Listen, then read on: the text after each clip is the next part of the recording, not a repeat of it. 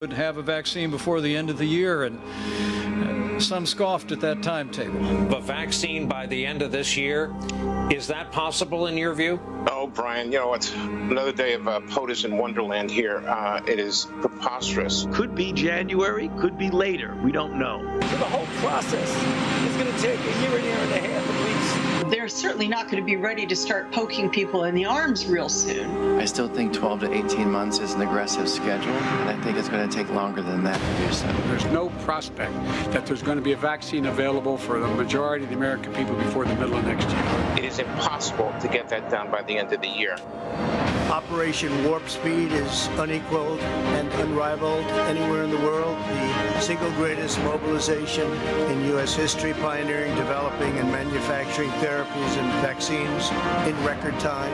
Operation Warp Speed is doing something that's never been done before in history. The first Americans will get shots in arms in the second half of December. That's incredible, Elizabeth. The timeline has just been jaw-dropping. We were able to and empowered to make all the right calls and decisions. Well, this is a rather remarkable moment because it is true. This is Warp Speed. Warp Speed is being run in a non-political way, in a way we can be proud of. We believe we're going to have people getting vaccinated, millions of people, before Christmas this year. It's just unheard of in the history of public health, this accomplishment. Ladies and gentlemen, the President of the United States, Donald J. Trump.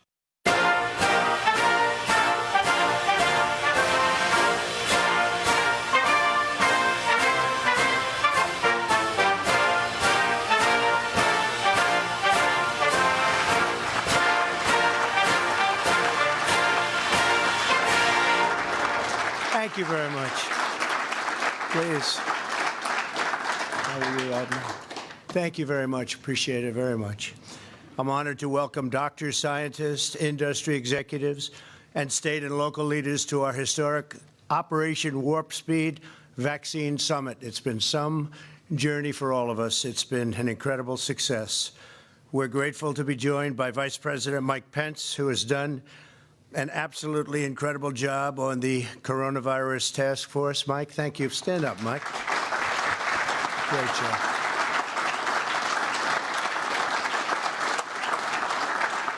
We're here to discuss a monumental national achievement. From the instant the coronavirus invaded our shores, we raced into action to develop a safe and effective vaccine at breakneck speed. It would normally take 5 years, 6 years, 7 years, or even more. In order to achieve this goal, we harnessed the full power of government, the genius of American scientists, and the might of American industry to save millions and millions of lives all over the world. We're just days away from authorization from the FDA, and we're pushing them hard, at which point we will immediately begin mass distribution.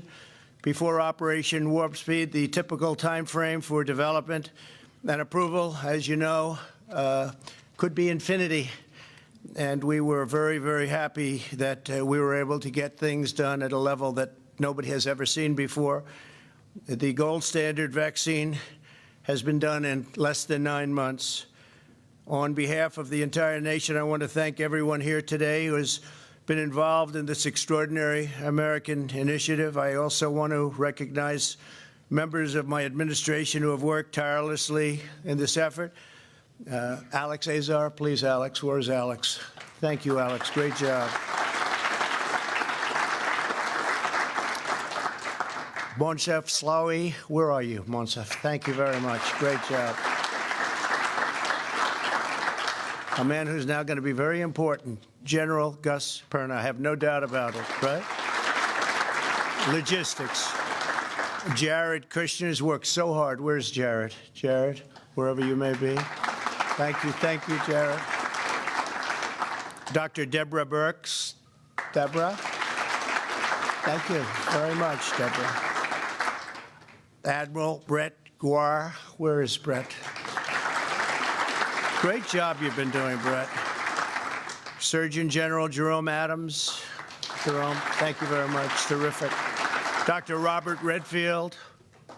Robert, thank you very much. Appreciate it. Administrator Seema Verma. Seema, thank you.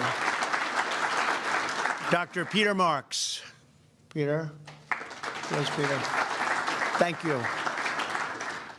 Paul Mango, Adam Bowler, and Brad Smith. Thank you very much. Great job. Thank you all very much. Incredible job. And many others also. Many, many others. We're also grateful to be joined by Governors Greg Abbott. Where's Greg? Bill Lee. Bill? Thank you. Thank you. Thank you, Bill. Ron DeSantis. Ron. Thank you, Ron. Thank you. Thank you very much. Great job, Ron. And John Bell Edwards. John Bell. Thank you. Thank you, John Bell. Thank you very much. As well as Senator John Barrasso, who's a fantastic doctor also, by the way, I have to say. When I need info on that subject, I call up John. Thank you, John, very much. Senator Steve Daines, congratulations on a great win. Great win. That was easier than you thought, it turned out, right? It was a little easier than you thought. Great going. We're proud of you. Congressman Greg Walden. Greg, thank you very much. Thank you very much. And Congressman Brad Wenstrup. Thank you, Brad. Great job. And many, many others. My administration provided a total of $14 billion to accelerate vaccine development and to manufacture all of the top candidates in advance, long in advance. As a result of this unprecedented investment, we are exceedingly proud that both Pfizer and Moderna have announced that their vaccines are approximately 95% effective, which is a number that nobody expected to be able to get to, far exceeding anything that really that anybody thought. We went out and we said, what do you think a maximum would be? And I think, doctors, we all came up to the conclusion that something like that would be really incredible. We have other candidates looking right now. We have some big ones that we're going to be announcing very soon. We have some companies, great companies out there you all know about, Johnson & Johnson and others, and they're all coming in, and they're coming in very quickly. We expect to have some news on that very shortly. And we have worked very well with the companies, but if for any reason we have any problems, we will be instituting the Defense Production Act, and we will make sure that we don't have any problems for very long. We've instituted it before. 2 additional companies, AstraZeneca and Johnson & Johnson.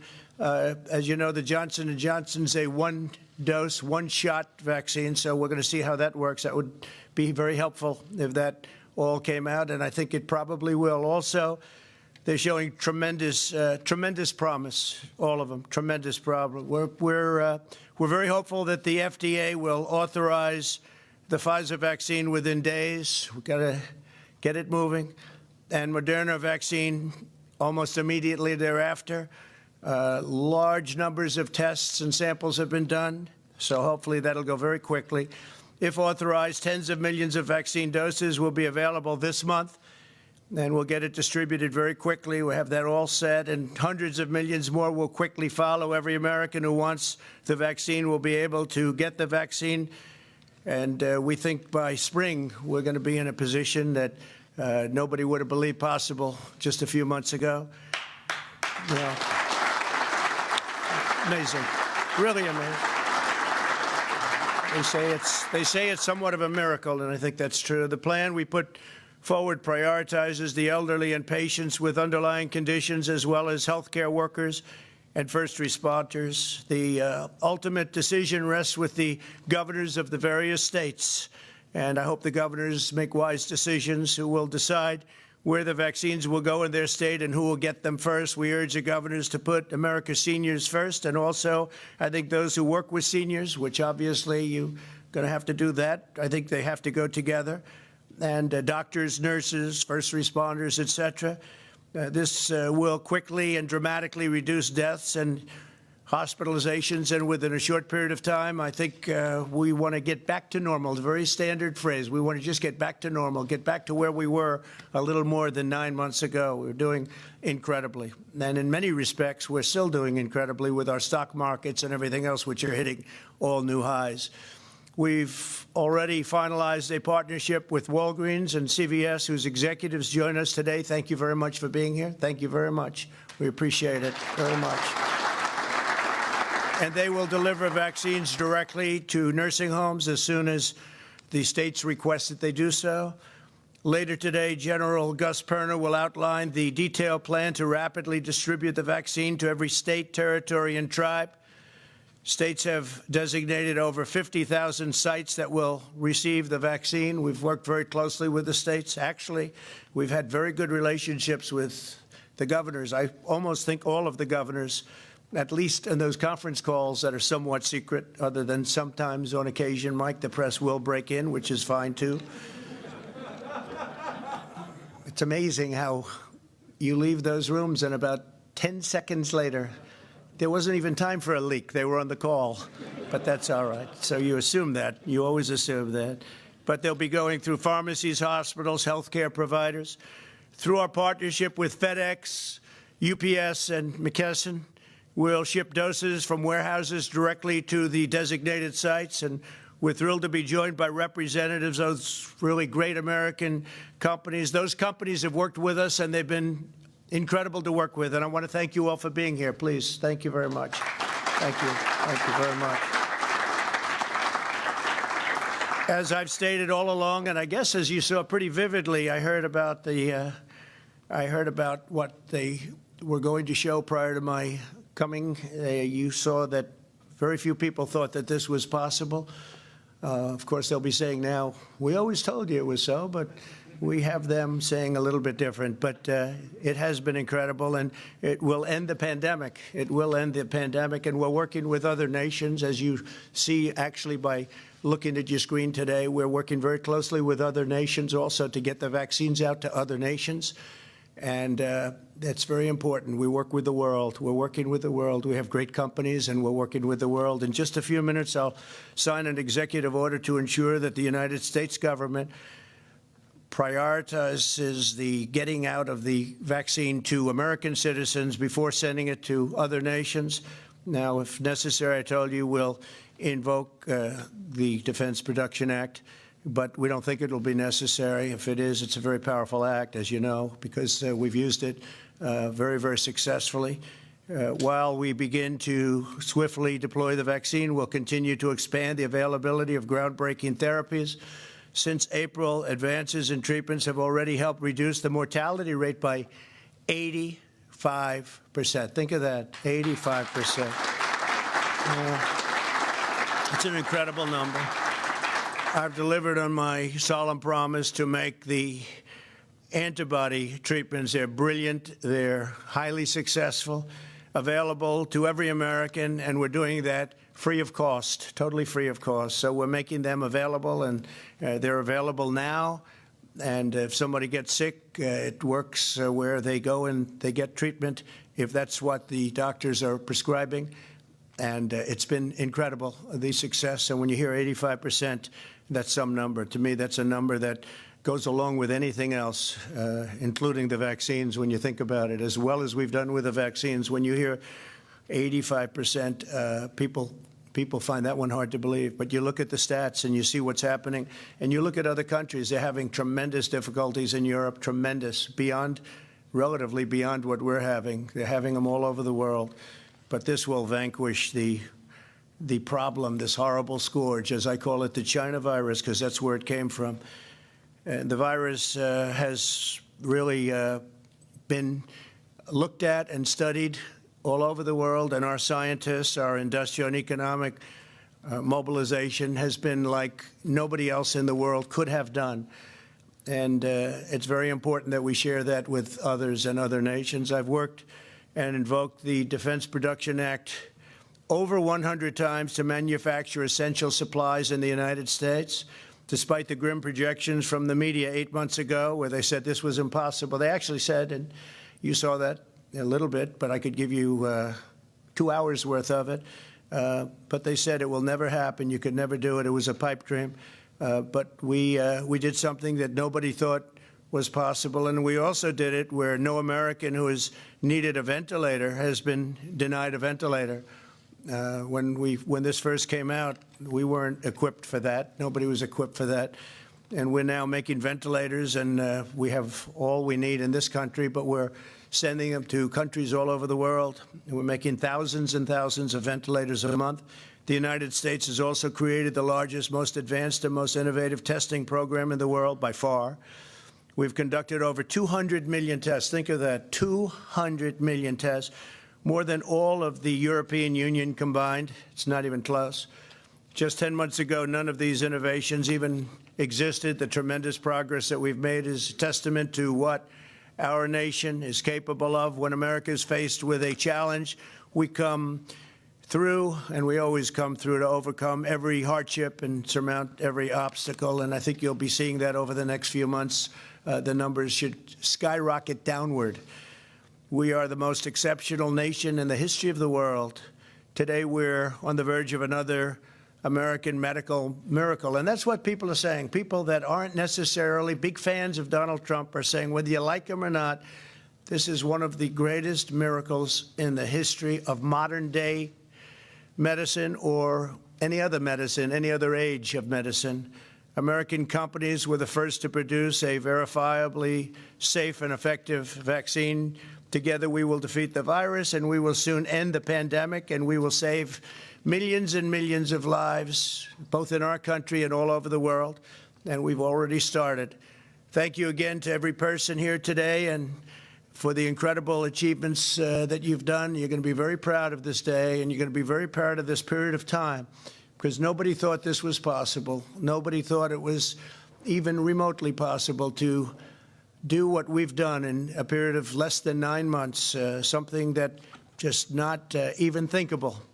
And we took a lot of heat when we said this is our goal, and we frankly weren't even quite using the numbers that we used. We far exceeded what we thought. If we would have said sometime next year, I think most people would have said that would be great, that would be a miracle. But we did it long before sometime next year. So now I want to ask several leaders who have been crucial in this effort to join me on stage as I sign the executive order to ensure that American citizens have first priority to receive American vaccines, and then we're going to be working with other countries all over the world, and I think we'll be able to start doing that almost immediately also, because we have millions of doses coming in. So thank you very much. Thank you. It's a great honor.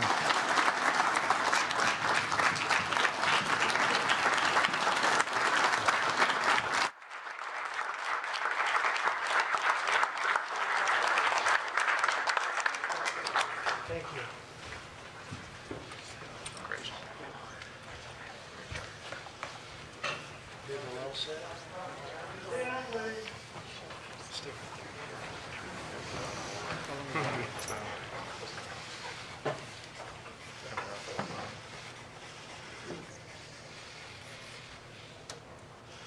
So let's see here.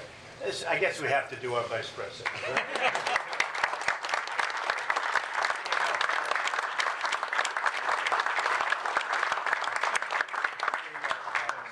Spread that around. Spread the wealth. Thank you, Mr. President. Thank you very much.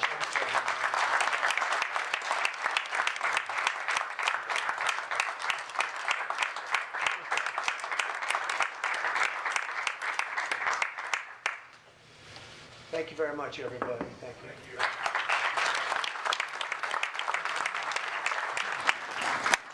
Any questions, please?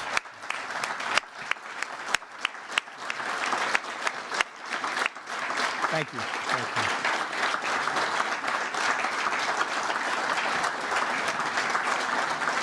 Thank you all.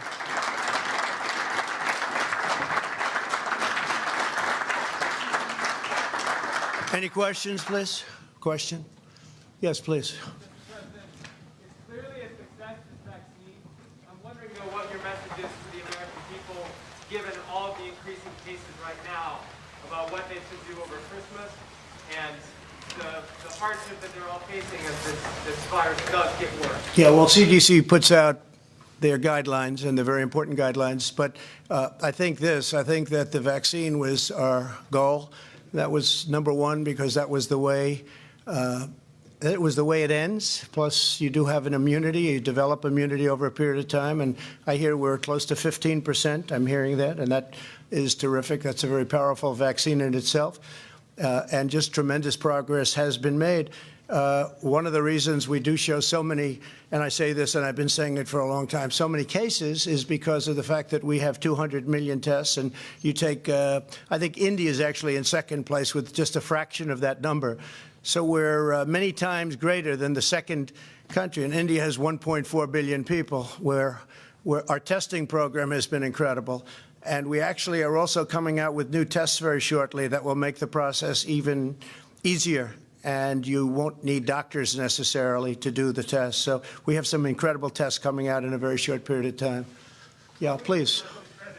Some of these scientific officials here in this room have encouraged Americans not to travel this holiday season, not to go to large gatherings. Across the street, you've been holding holiday parties with hundreds of people, many not wearing masks. Why are you modeling a different behavior to the American people than what your scientists tell them? Well, they're Christmas parties, and frankly, we've reduced the number very substantially, as you know.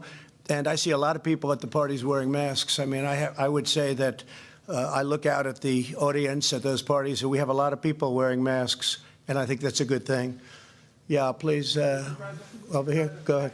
The next administration will be the one ultimately that implements a lot of the distribution of this vaccine and will oversee much of the future of the way Operation Warp Speed goes forward. Why not include members of the Biden transition team as part of this summit that you're hosting today? Well, we're going to have to see who the next administration is, because we won in those swing states, and there was terrible things that went on. So we're going to have to see who the next administration is. But whichever the next administration is will really benefit by what we've been able to do with this incredible science, the doctors, all of the people that came up, the lab technicians. The work that's been done is incredible, and it will be incredible for the next administration. And hopefully the next administration will be the Trump administration, because you can't steal hundreds of thousands of votes.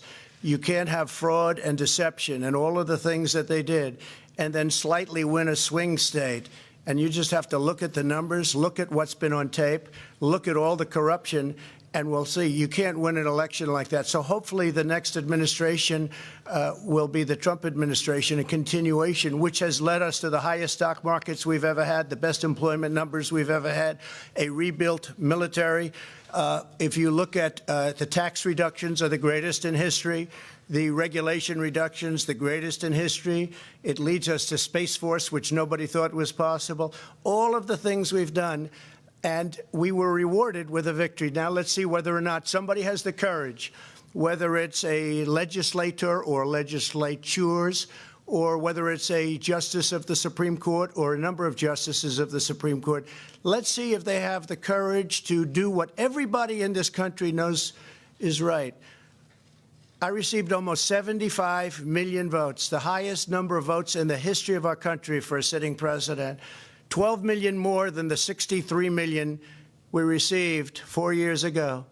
President Obama received 3 million less in his second term, and he won easily. I received 12 million more, which, by the way, is a record, 12 million more.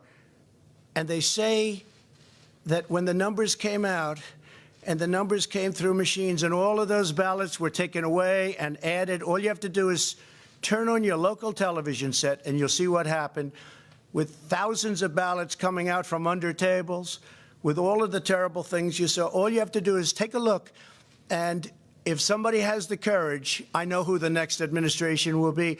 And I'll tell you what, life will be much easier for this country because of what we've done right now.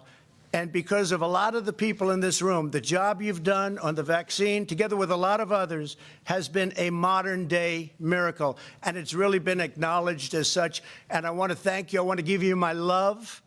And I want to give you my thanks, because you're very special people. And now, good luck. You distribute that, General, and really set records, okay? Set records just like we've been doing for 4 years. Thank you very much. Thank you, everybody. Thank you.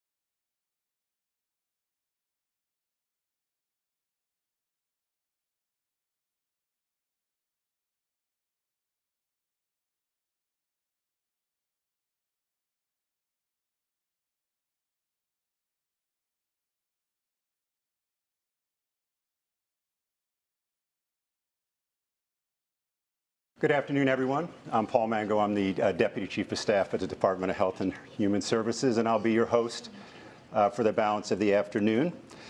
I thought we'd begin by reinforcing with a quotation the President's sentiments just a couple of minutes ago. You may recognize this. We were successful at Normandy because we didn't know it was impossible. From the President to Secretary Azar, to Dr. Slaoui and General Perna, and down through the ranks of every participant in both the public and private sectors, their focus was singular: save American lives. No one on this team ever knew bringing millions of doses of even one, not to mention two vaccines, safe and effective to the American people before year-end was impossible. This was the principal reason today why we are where we are, on the verge of doing just that. But as the President noted, this is what separates America from the rest of the world. We take the impossible and we make it possible. Make no mistake about it, though, today is not a declaration of mission accomplished.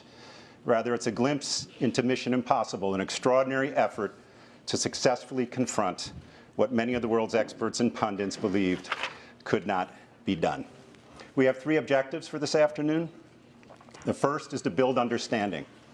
We will describe how the Trump administration plans to equitably distribute safe and effective vaccines to any American desiring one.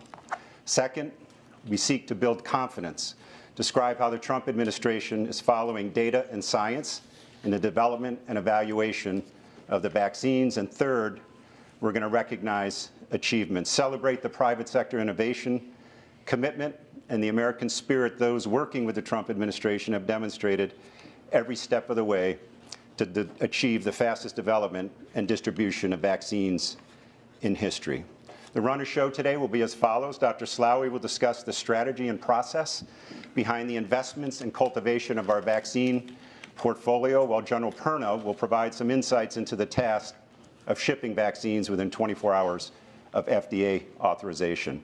Adam Bowler and Dr. Peter Marks will discuss the rigorous gold standard process the FDA is using to ensure the vaccines are safe and effective. Admiral Giroir and the executives from FedEx, UPS, McKesson, and Thermo Fisher will discuss cold storage, handling, and delivery logistics. We'll then have a 10-minute break, about an hour and a half in. Then Brad Smith will be moderating a panel with CVS and Walgreens to discuss vaccine administration, with a focus on long-term care and senior living facilities. Then Secretary Azar, who's been the architect of Operation Warp Speed from the start, will interview Governors Abbott, DeSantis, Edwards, and Lee about the critical role of states and jurisdictions in the vaccine prioritization and administration process. Finally, we'll hear from Vice President Pence, whom you know has been leading the White House task force for the last 9 months. He'll offer some reflections and closing remarks. Implicit in this agenda are three vital partnerships animating the success of Operation Warp Speed. First is HHS and the Department of Defense. Second is federal-state, and third is public-private. The federal government is enabling success, but we would not be here today if not for the set of collaborative partnerships. You will gain more insight into each of these over the next couple of hours. As Dr. Slaoui and General Perna come up onto the platform, I'd like to briefly describe the paradox that's inherent in their roles. Dr. Slaoui's role has been to evaluate and advance from over 100 candidates what became a portfolio of 6 vaccines having the greatest probability on a risk-adjusted basis of achieving our objectives. At the same time, General Perna's role has been to create a distribution and administration architecture ensuring any or all 6 of these vaccines translate into actual vaccinations. So while Dr. Slaoui's odds of success improved with every vaccine in the portfolio, the complexity of General Perna's task grew exponentially. Some vaccine requires 2 doses, some require 1. Some need an adjuvant, some need a diluent. Some injections are 21 days apart, some are 28 days apart. Some need small needles and syringes, others need large ones. Some need to be stored at minus 80 degrees Celsius, others at room temperature. I think you get the point. Nonetheless, General Perna and his team from the Army Logistics Command, along with the Centers for Disease Control and Dr. Redfield, are meticulously working through these issues.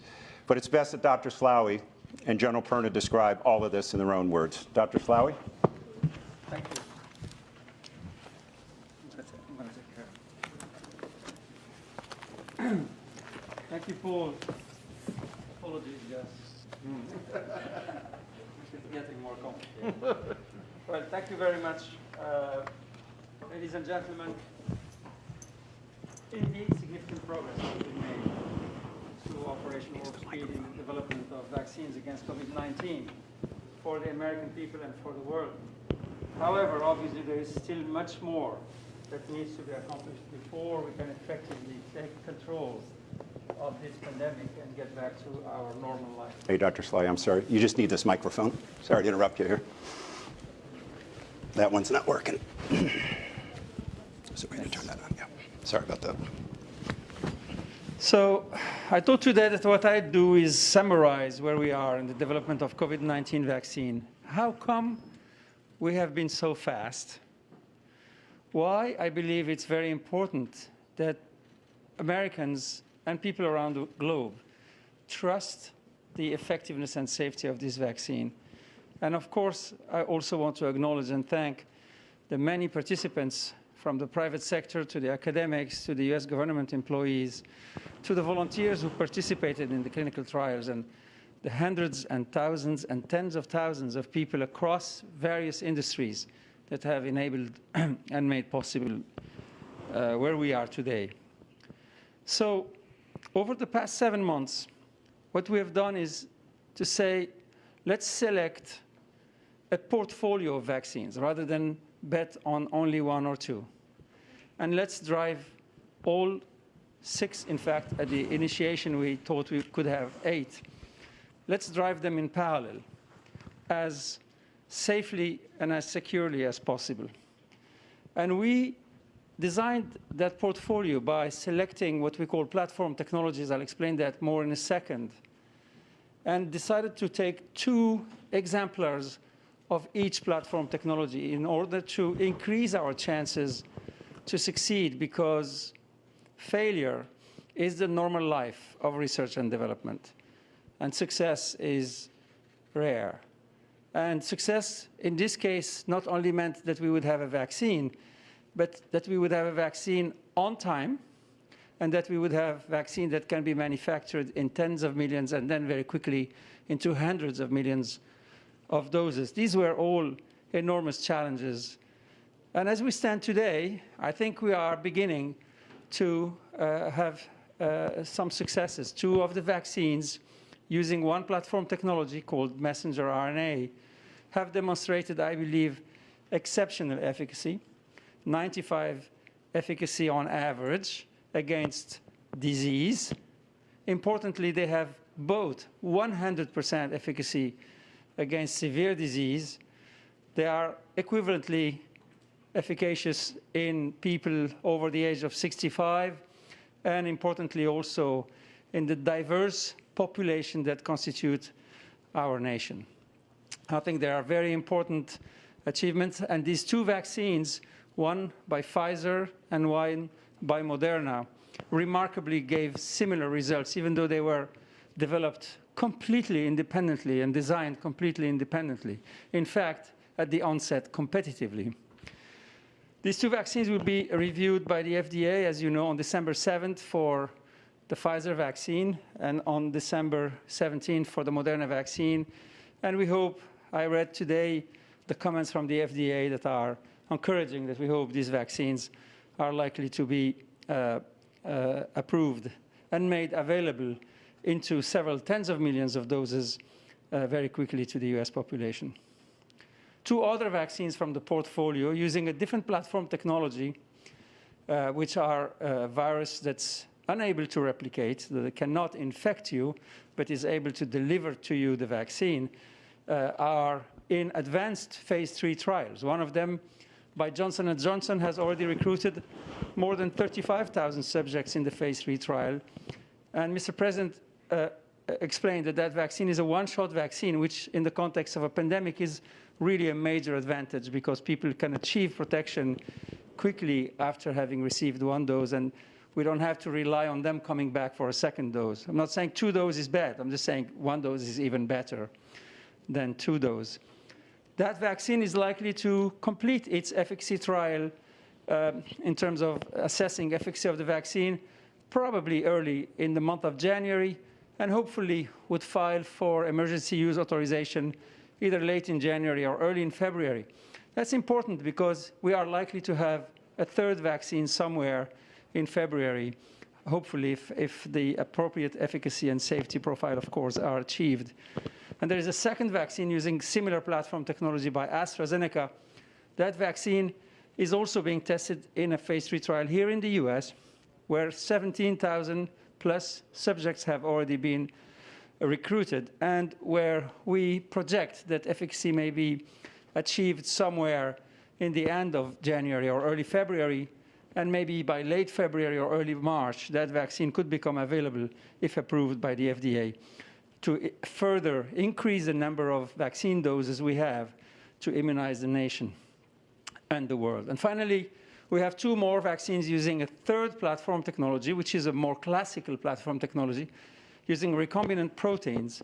And these are vaccines by a biotech company here in the US called Novavax, and another one by 2 large pharma and vaccine companies that put their efforts together, Sanofi and GlaxoSmithKline.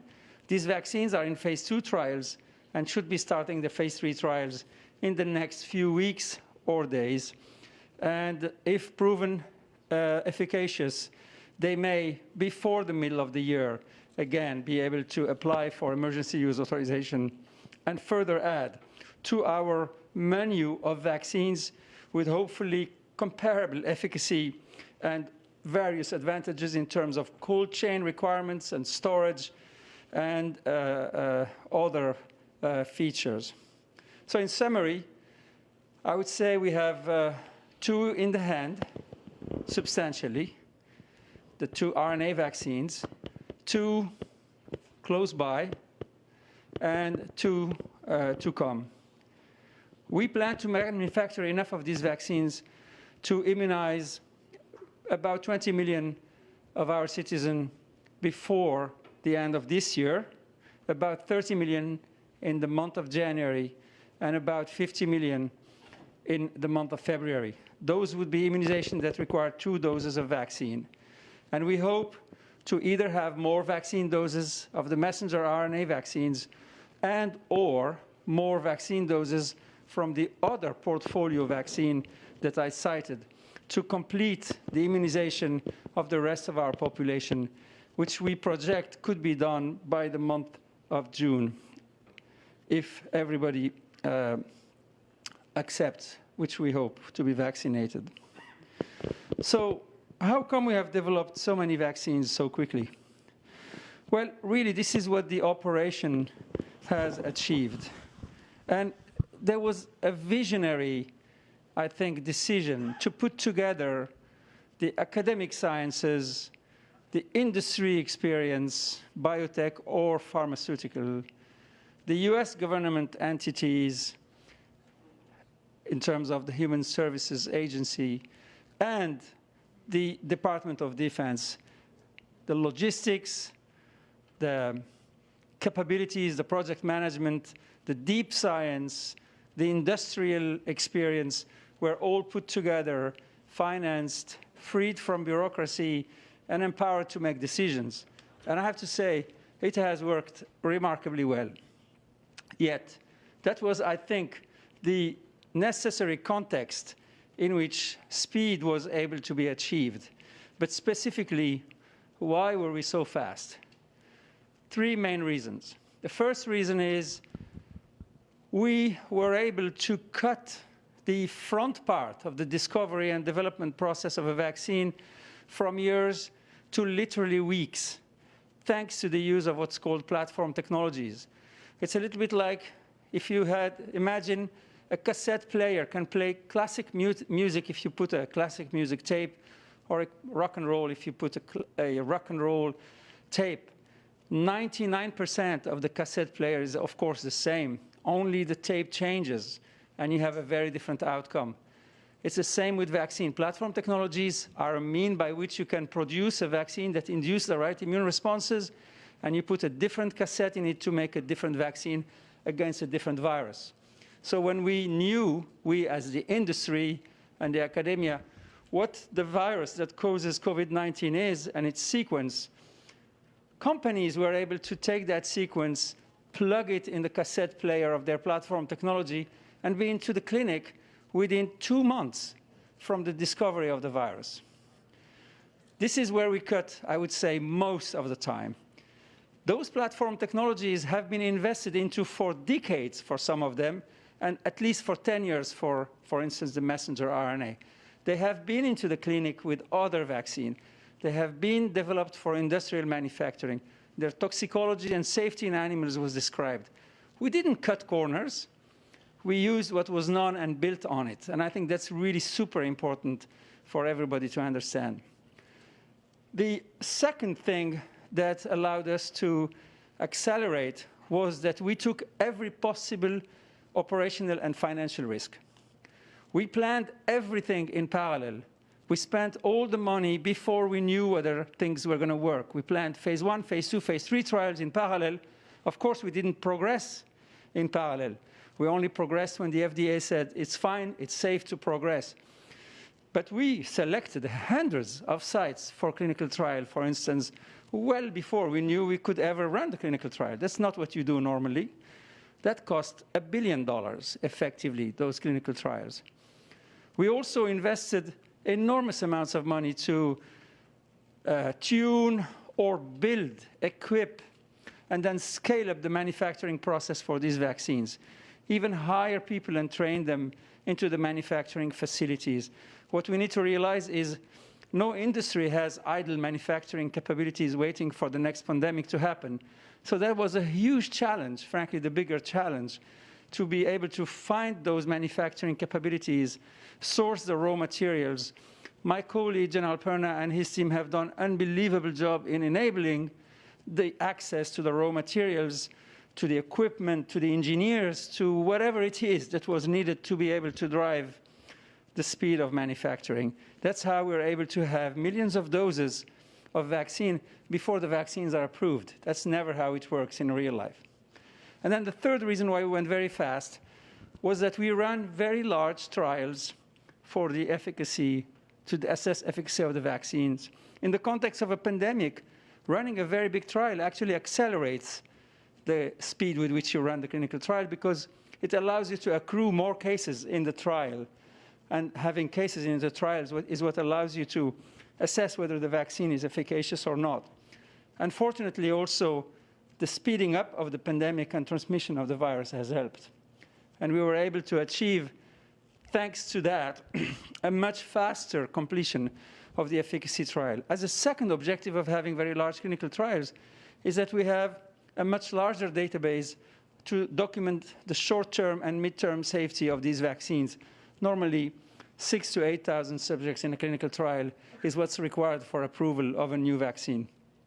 These are the key reasons why we have been able to accelerate the development of these vaccines. We did not cut corners, and these are the reasons why I really have a plea to all of us to keep our minds open, to keep our ears open, to remain receptive to facts, to science, to information that will be made available transparently. You will witness that as of Thursday through the FDA process, where every single bit of information and data that has been generated will be available and accessible to everybody to look into.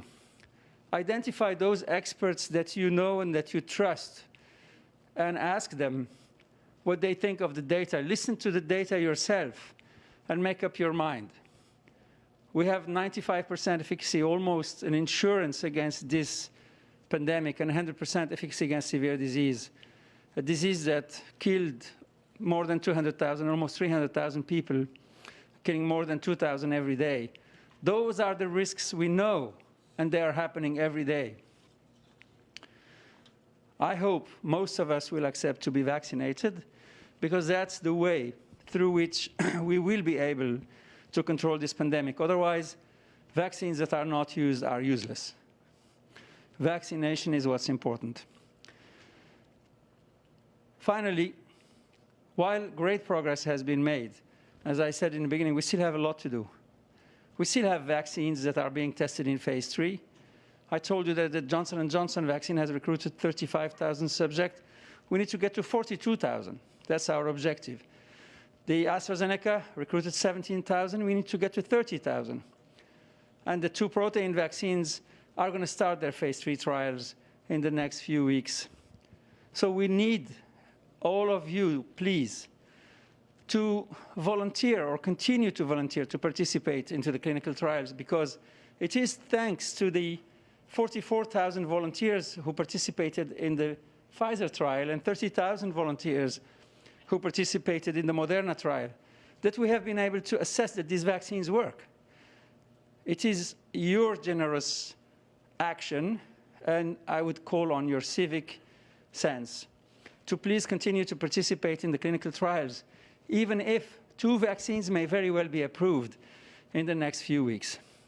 And I would say there's in that not only an action that will help our country and the world, in that it defines that more vaccines can be shown to be efficacious, but that action is also, frankly, helpful to you. You've heard me say we can immunize 20 million people in December, 30 million in January, 50 million in February. If you participate in a clinical trial, you have 50% chance to have the vaccine now. And from some other trial, depending on how randomization is done, you may have 66% to have vaccine now. And these trials are running so fast. When the trial completes, you will have also a chance, if you received the placebo, to get vaccination immediately once the trial has read out. So please continue to participate, continue to help.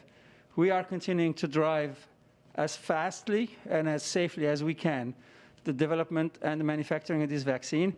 And I know General Perna is working very hard with his team to ensure that they make it to the location where you will be able to be immunized.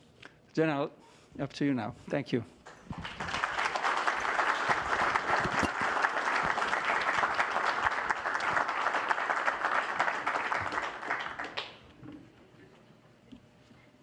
Can everybody hear me all right? Yes, sir. Great. Well, thank you, and it's a great honor to be here, and it's a great honor to co-lead this effort with Dr. Moncef Slaoui, a world-renowned scientist, and I just tell you, a personal friend and somebody that's helped me grow personally and professionally over the last 6 to 7 months. And again, Dr. Slaoui, thank you so much. Okay, so it's clear to everybody that I am not a scientist. I am a soldier, and I'm very proud to be a soldier, serve under Secretary McCarthy and Chief of Staff of the Army, General McConville. And I just feel obligated to say it is an honor to serve our country and our nation as a soldier.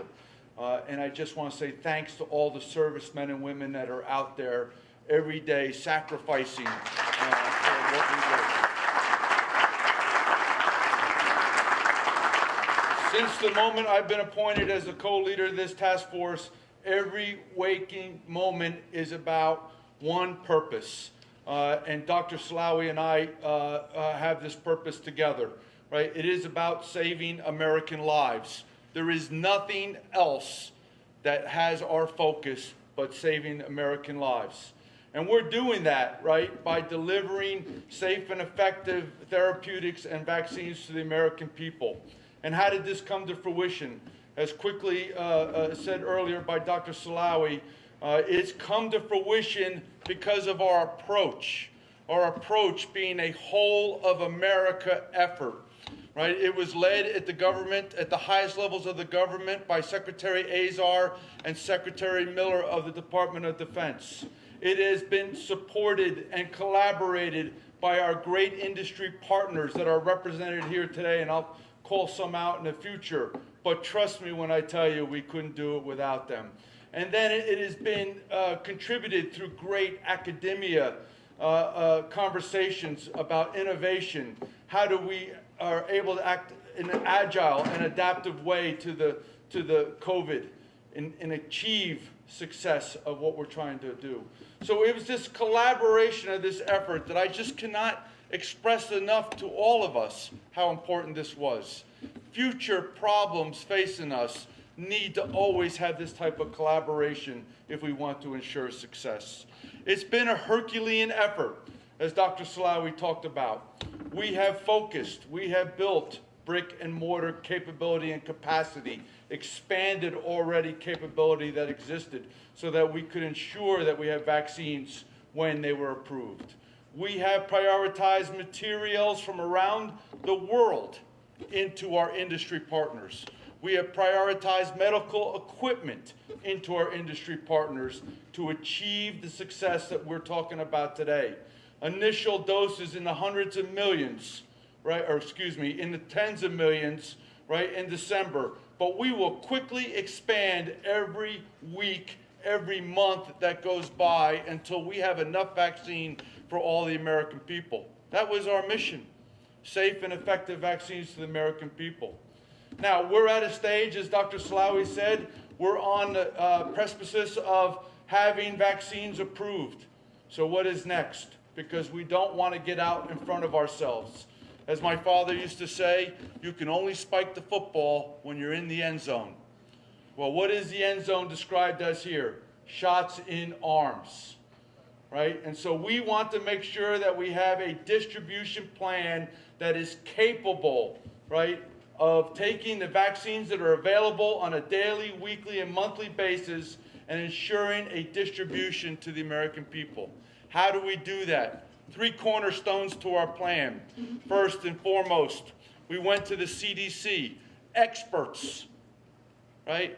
Not part-time, experts in managing vaccines and medicines in distribution to the American people. We collaborated and we partnered with them, led by Dr. Butler, supported by, led by Dr. Redfield, supported and providing leadership through Dr. Butler, Dr. Messonnier, Dr. Patel, and hundreds of others that are true professionals in how to manage and distribute this vaccine. Very, very important to our success. Second, we went to private industry. Why?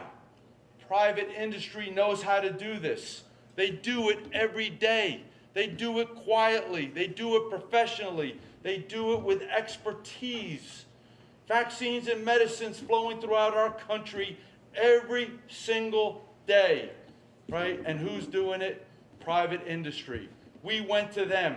We collaborated with them. We took their good ideas. We put them into our plan. The CDC integrated, synchronized, coordinating their capabilities and capacity of industry to ensure that we have a well-nested plan for distribution. Right? And then what was the last thing? Key to our success. It's not our plan that needs to be implemented perfectly. It is the governor's plans that we want to enable, that we want to empower, that we want to make sure that we can execute according to their priorities and guidance. They know their states. They know their people. They are being informed by highly professional medical personnel that know their people and their states. Our position is to enable them. So it is this trifecta, the CDC, commercial industry, and the governors and their states that is going to make us successful at the end of the day. Trust me, it is about collaboration. It is about unity of effort. It is not about command and control. This is what the operation's been able to synchronize and integrate. So, as said earlier, right, what is our goal? Our goal is upon EUA, emergency use authorization, which will be determined by the FDA, we will start moving vaccines within 24 hours. We will move them throughout the entire United States of America. 50 states, 8 territories, 6 megacities, and 5 federal agencies. We know, right, based on the allocations that were available to us for Pfizer vaccine, and our allocation process was by pro rata to the population of each state, territory, or city above the age of 18 to ensure fair and equitable distribution of vaccine every day. We know that for Pfizer vaccine, based on our allocation, we know exactly, as of last Friday, where the states want the vaccine distributed to. We know the locations by address. We know the populations based on the amounts that they want at each location. We know this as a fact. We are already sharing this information with industry, which I'll talk about in a minute, what they're going to do with it, so that they can plan, package, and prepare to distribute. This week, we're working on the Moderna vaccine initial allocations with the states. And by this Friday, we will have all the locations for the Moderna vaccine allocation from the states. We'll know where they want it, and we'll know how much they want it. So within a 1-week period, we've been able to accumulate, process, inform, and collaborate where the vaccine's going to, key to our success. So now we have EUA, we have the information we need, where it's going, how much is going. So how is it going? First, the Pfizer vaccine is depicted up front, top or half of the chart.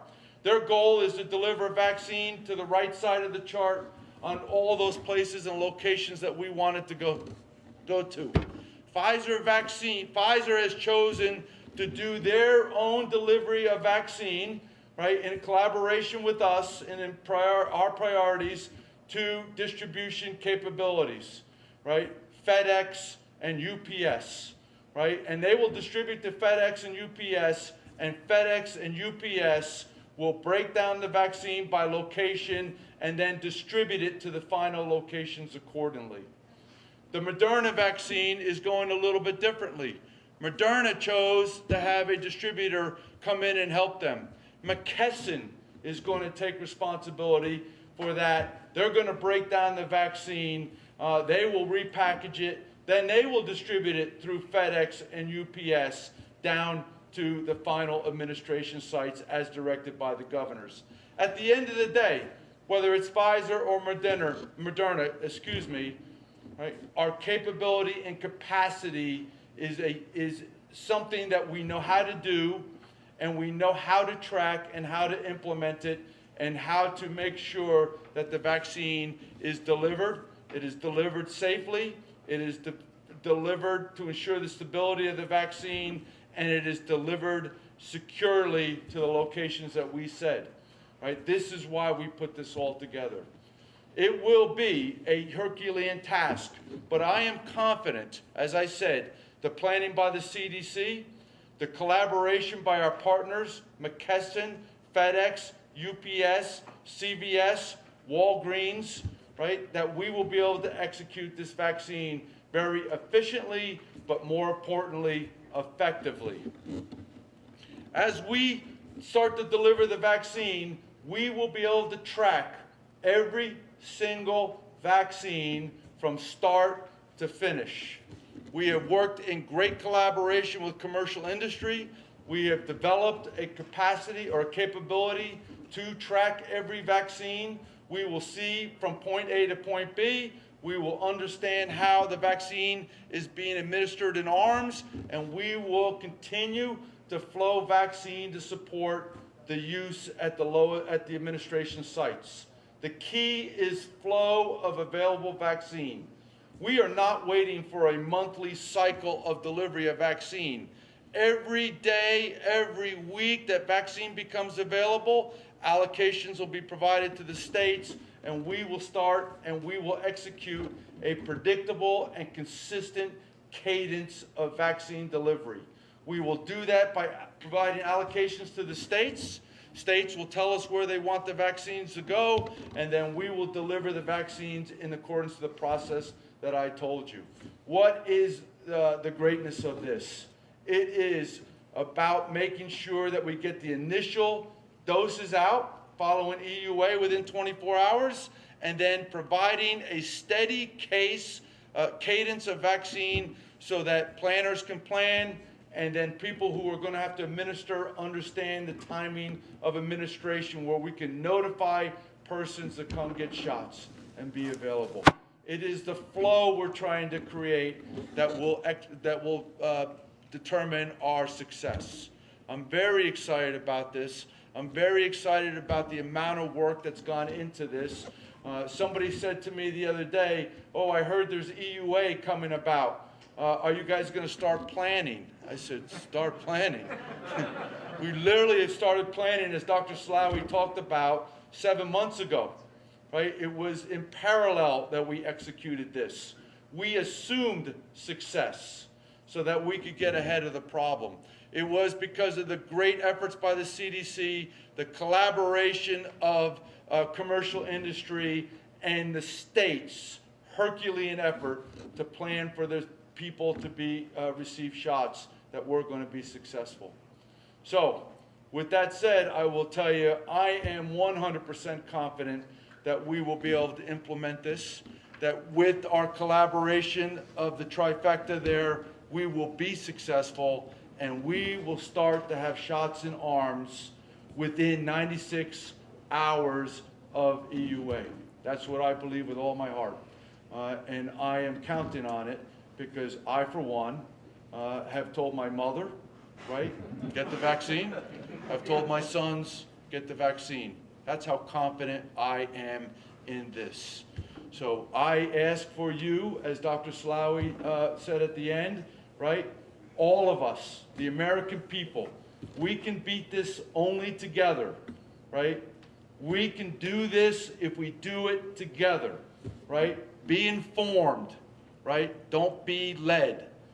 Understand, do your research, hold yourself accountable to hearing both sides of the story, and then make an individual decision that's best for yourself and your family and your community, right? And if we do that, we will be successful and we will defeat, right, the enemy, which is COVID. So with that said, thank you everybody for your time. It's a real pleasure.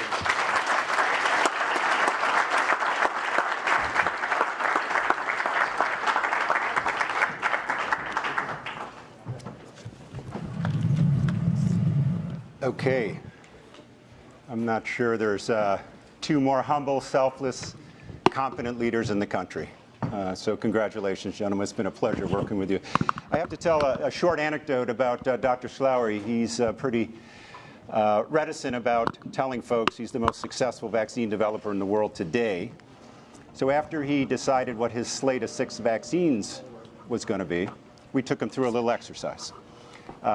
We said, there's 3 criteria we want you to evaluate the probability of. Will it get through phase 3 clinical trials and get an EUA?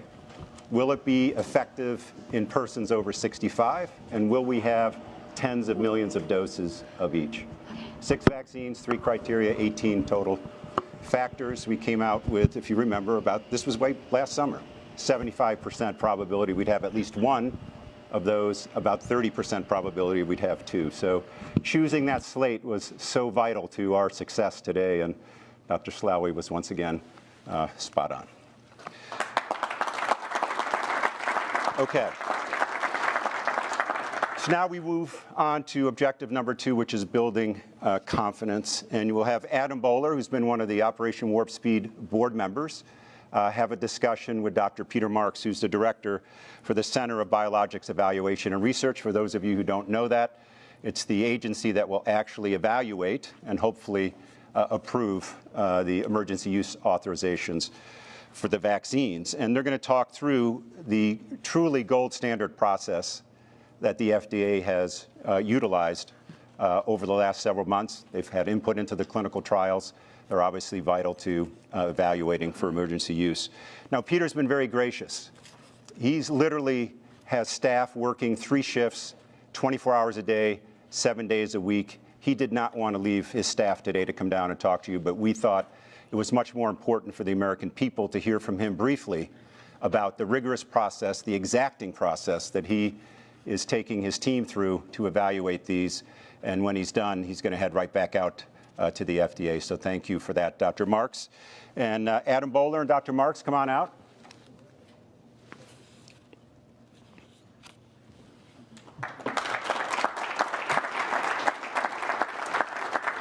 And Adam, it's all yours, Adam.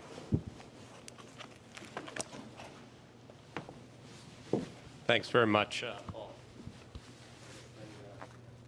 You guys hear me okay? Is it working?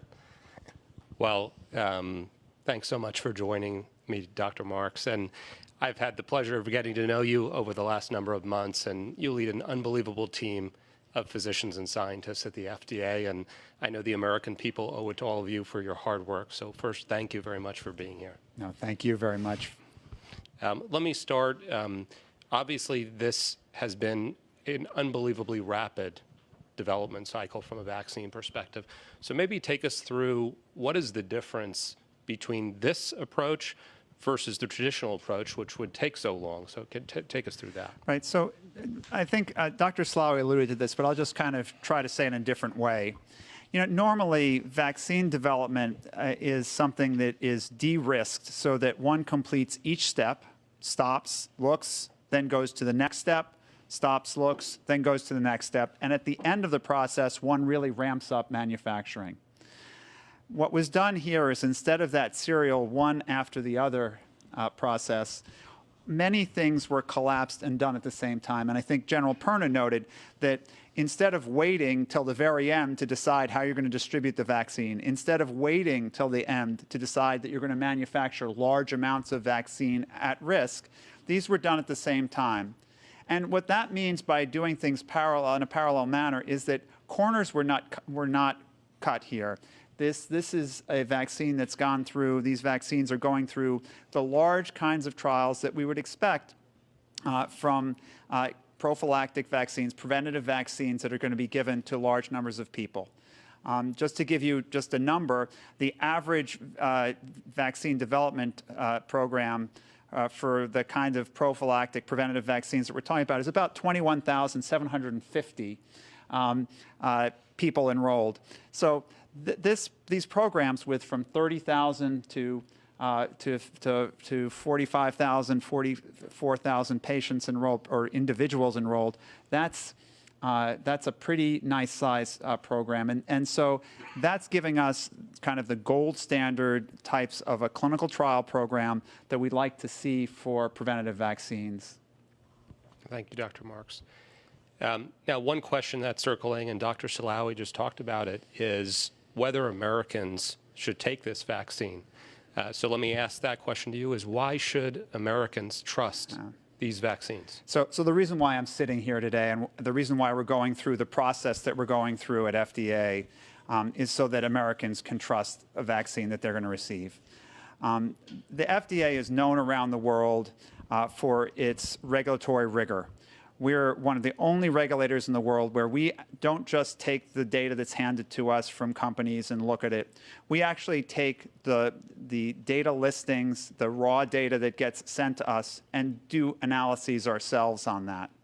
And it's a group of over 150 people working right now at FDA to go through and do these type of analyses to make sure that the vaccine is what it says it is, to make sure we fully understand the side effect profile, to understand sometimes we learn things that the manufacturers didn't even know about their own vaccines by doing our analyses. And so by doing that hard work, the folks are making sure that when it comes through this process, we're going to have a vaccine that has efficacy that we can trust, safety that we can trust, and quality that we can trust, which is what Americans deserve, because all the people working at FDA right now are thinking about this vaccine as if it's one that they want to take, they want to have their families take, and then have our extended family in the United States take. And this is really important, that we're only going to get there if we do this all together by taking vaccines together. This is a time where we have to rebuild our trust in vaccines. And we hope by the transparent process that we're using, by going to an advisory committee in the public view, where people will see the data that's being put forth, where there'll be a discussion among academic experts of the safety, effectiveness, and the quality of these vaccines, that people will see nothing's being hidden. that these are vaccines that when we say at FDA they're safe and effective, it means we've done our best job to make sure that they are safe and effective for all of us to roll up our sleeves and take. Thank you, Peter. Could you expand a little bit on the clinical trial process? I mean, the size, the scope, give me a little sense of that. So these clinical trials that involve the randomization, so flipping a coin and putting a one-to-one person getting a placebo or an inactive product versus the active vaccine, where we have 15,000 people in each arm to compare them, means that we have a very large size trial, which not only lets us get to the efficacy quicker, as Dr. Slaoui noted, but also gives us a very nice size safety database. And although normally we'd like to have longer follow-up of individuals perhaps than we'll have right now, we're able to make up for that by following the people who were in the clinical trials for longer periods of time, and by the fact that over the past 10 years in the United States, we've developed a very robust safety surveillance system which uses large databases covering hundreds of millions of lives to be able to look at specific adverse events to make sure that there aren't problems coming up after these vaccines are given to people. And we wouldn't let them out there in the first place if we thought that there was any significant chance of that, but we are going to make sure by monitoring them that there aren't things that emerge as they're used. What happens next? I mean, I know obviously the FDA is going to go through their process. A lot of people are expecting, we all hope for authorization. So assuming that happens, assuming you went through and issued the EUA, what happens next? After an emergency use authorization is granted, there'll be several things that will happen, but the Advisory Committee of Immunization Practices will make further recommendations about use of the vaccine. The vaccine will then get into General Perna's hands, and they will get it out there, and we will activate our safety surveillance system. There will actually then be, in the coming months, additional trials that will be done on these vaccines, because there are populations that we still don't have information on that we have to get information. Children, pregnant women, among them, that we'll get more data on these vaccines so that we'll be able to ultimately, hopefully, by late spring, start to vaccinate the entire population and get to children so that we actually then stop the entire COVID cycle. And I know once it gets into General Perna's hands, was it plus a day? Less? That's it. One final question for you, Dr. Marks, which is expand a little bit on how important it is for every American to get this vaccine, or not, feel free to say. I think it's really critical here to understand that what we're doing at FDA is trying to make sure that people have the confidence to use vaccines. Vaccines have been an incredible public health advance. Our agency has been regulating vaccines for over 100 years, since actually before the Center for Biologics, the precursor, actually predated the Food and Drug Administration. It was established by the Biologics Control Act of 1902, for anyone who wants some history lesson. And so we've been doing this for a while. The first or second biologics license was for a smallpox vaccine. So we've been doing this, and so we got a pretty good sense of what safety looks like for a vaccine. And we've seen what vaccines can do. Eliminated smallpox. Polio is something that nobody sees anymore in the United States because it's gone pretty much. Even measles we don't see, because as long as we keep getting our children vaccinated, we don't have measles outbreaks in the United States. So it's a huge transformation from vaccines. And we would not allow vaccines to go out there if they weren't safe and effective. And when we see safety signals, we deal with them.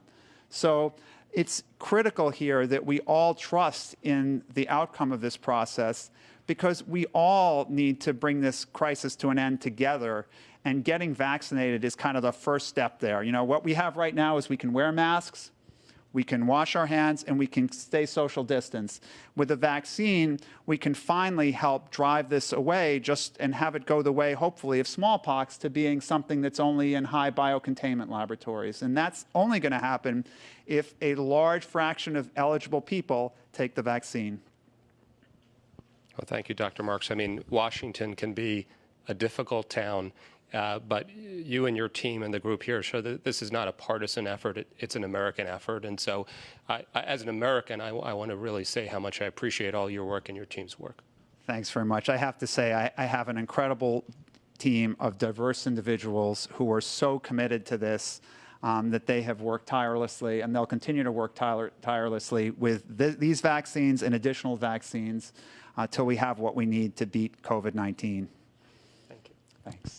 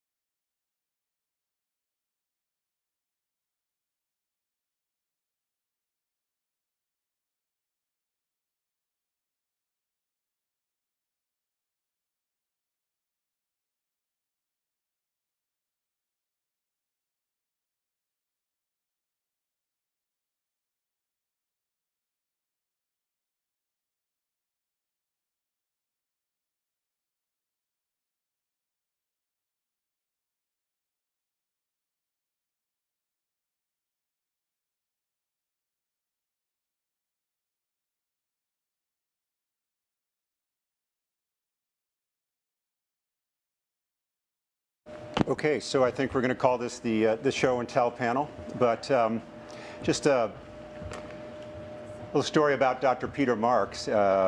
Little known fact, he's actually the one who coined the term Operation Warp Speed so many months ago, and was actually very involved early on in the initial aggregation of the candidates, the vaccine candidates from around the world that were eventually screened. And as I said, we determined there were 6 that would be good candidates. So we're going to now turn to the topic of logistics, the logistics of vaccine distribution. And we'll have the Assistant Secretary of Health, known pretty well to many of you, Admiral Brett Giroir. He'll lead a panel comprising Sean Siemens from McKesson, Richard Smith from FedEx, Wes Wheeler from UPS, and Mark Casper from Thermo Fisher. And I think just is a good time to reinforce again the vital role that the public-private partnership in Operation Warp Speed is playing. And we've made this statement before. With the exception of a very few federal agencies, such as the Veterans Administration, maybe the Indian Health Service, and a couple of others, it's highly unlikely that a federal employee will touch a vaccine dose before it's injected into Americans' arms. Highly unlikely a federal employee will touch that dose. And that goes to General Perna's point about this public-private partnership and all of our great partners. We're going to depend on them. And they possess, we believe, the most well-developed inventory management, transport, distribution, logistics, and vaccine administration capabilities in the world. We're simply building upon their foundation. We've already delivered close to 200 million flu vaccines just this season in the last 4 or 5 months in conjunction with the CDC and companies like those you'll hear from shortly. So this is, again, a great group of companies, our public-private partnership. And I'm going to hand it off to Admiral Brett Gerard to take us through the next panel.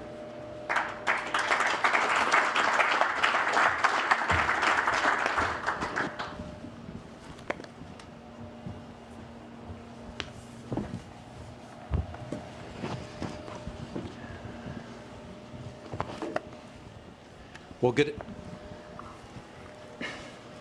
Can you hear me? Is it on? Okay, great. Good afternoon, everyone. I'm very honored to be here, and I do want to say we are here representing many individuals: Surgeon General Vice Admiral Adams, Rear Admiral Wiaki, and myself are members of the United States Public Health Service Commission Corps, 6,100 men and women, all health professionals who've been at the front line of this pandemic. 4,300 have been deployed. The other 1,800 are on the front line in the Indian Health Service Bureau of Prisons. So shout out to all of them who are currently deployed.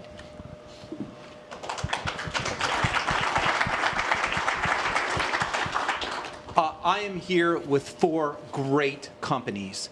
We're talking about their role in Operation Warp Speed, but they have been essential to our efforts to bring PPE, to distribute therapies like monoclonal antibodies, to bring tests throughout the country. What you're going to hear here is only the tip of the iceberg of what they've done to support this pandemic response in our country. You heard their names, but Sean Siemens, President, RX Crossroads, Executive Sponsor, Enterprise COVID Vaccine Program with McKesson. Mark Casper, Chairman, President, and CEO of Thermo Fisher. Wes Wheeler, President, UPS Healthcare, and finally Richard Smith, Regional President of the Americas for FedEx. So I'm going to lead with a few questions.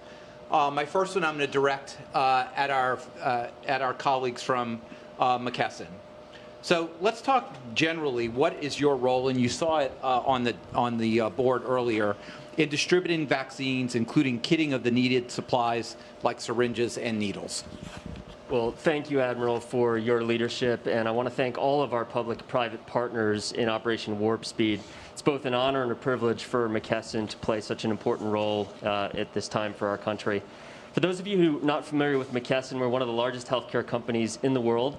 We do lots of things. Our primary role is distributing pharmaceuticals and medical surgical supplies to end sites of care, hospitals, physician office, clinics, etc.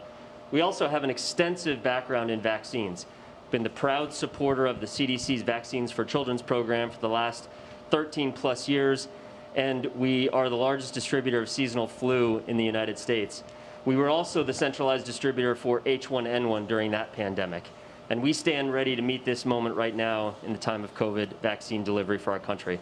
So we have 2 primary roles. The first is centralized distributor of vaccines and ancillary supply kits. The second is of the producer of those ancillary supply kits. And that's where I want to start.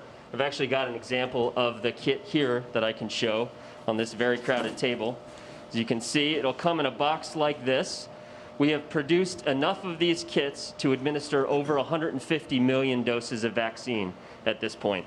We've been well at work manufacturing these kits for the better part of the last 2.5 months.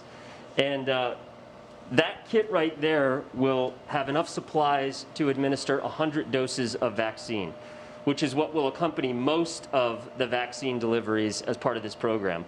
We're also doing another kit specific to Pfizer, which has the same supplies in it: needle syringes, face masks, shield, face shield, alcohol wipes, swabs, etc. And in enough quantities to meet the Pfizer minimum, which is 975 doses. So we will be shipping, as you saw in the schematic, the Pfizer kits directly to the end site of administration, either in advance or at the same time to meet up with that Pfizer vaccine. And then we will be distributing that kit there, the 100-dose kit, to our vaccine facilities so that we can ultimately marry them up with the vaccines to send out to the end site of administration. So that leads me to our second role, and that is as the centralized distributor. And so there, I just want to point out a couple of quick things. As you saw in the schematic and heard from General Perna, we are not making any allocation decisions. That is all done by the CDC, Operation Warp Speed, and the states and their plans.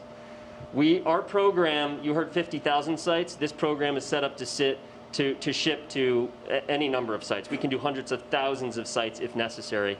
Effectively, anywhere where FedEx or UPS can go, we can get a vaccine. So let me just quickly talk you through Moderna and how that process is going to work. So Moderna will ship us bulk pallet of product. We will ensure that temperature integrity was maintained during that shipment. We will quickly get it into a specially designed and custom-built freezer in one of our multiple facilities that we have built to support nothing but COVID vaccines. These freezers have specialized monitoring and alarms to ensure cold chain integrity during the entire time it's with McKesson. From there, we will take the orders in from the CDC in terms of numbers of doses and where they need to be shipped. We will pull those individual orders from the pallet, pack them into a specialized shipper, which this is the smallest frozen shipper. These are also custom designed for this program. And then we will put in specialized cooling packs. We will not be using dry ice for any vaccine that McKesson ships as part of this program. So Moderna and any of the refrigerated vaccines. And then the last thing we'll do is put a temperature monitor in so that the first thing the site of administration sees when they open it up is that there was no excursion on that product. And so that is the program. We are ready to start shipping both vaccines and ancillary supplies today and as soon as there's an EUA. Outstanding. Thank you very much. I want to turn the next question to Mr. Smith as well as Mr. Wheeler, FedEx and UPS. So everyone knows, and you heard the logistical challenges that were brought up by General Perna and everyone, particularly the cold chain requirements for Pfizer. Walk us through a bit on how each of your companies approach this problem and what steps are you doing to meet the challenges of this distribution and cold chain? Sure, Admiral. Happy to take that, and I'll tag team it with Wes. I'll start at the macro. First and foremost, this is who we are and what we do. This is not foreign to us. Between us and UPS, we move millions of vaccines every year. So we have the network capabilities, connecting 220 countries and territories, 99% of the world's GDP, and servicing every zip code in the United States of America. We have the cold chain infrastructure, particularly in the event of some sort of a delay where we can stage product, even ultra cold freezers, which we've been adding and UPS has been adding to support some of the mRNA vaccines that have those deep frozen or ultra cold requirements. And we plan for surge events every year with our customers. And these healthcare companies, the manufacturers, the distributors, they're already our customers. So we know them well, we know their business well, we work well together. And we plan for these things every year. We jump into action and use our networks in times of disaster relief and deliver for good, as we like to say at FedEx, into affected communities when that happens. So we're well versed in planning for this. So we spent a lot of time on that. I think a lot of the onus on protecting the vaccine is on the packaging side, and I know Wes is going to talk a little bit to that, so I'll hand it over to you, Wes. Sure, thanks. Before we talk about the packaging, I just want to, we've been involved with the pandemic since the very beginning with movement of over 20 million pounds of PPE into the country from China and all over the world. We're very, very much involved all the way through the process. Of course, then we got involved with the clinical trials. In fact, we were the principal supplier of the logistics for Pfizer's clinical trial, and some of that trial is still ongoing for some of the ancillary components later on. We have worked, as soon as April, we started a full-time vaccine task force, started to look at all the various components. We mapped out tens of thousands of lanes across the country, across the world, very similar to what FedEx has done, to make sure that we had the capacity across the United States in every single jurisdiction of the U.S. plus the world.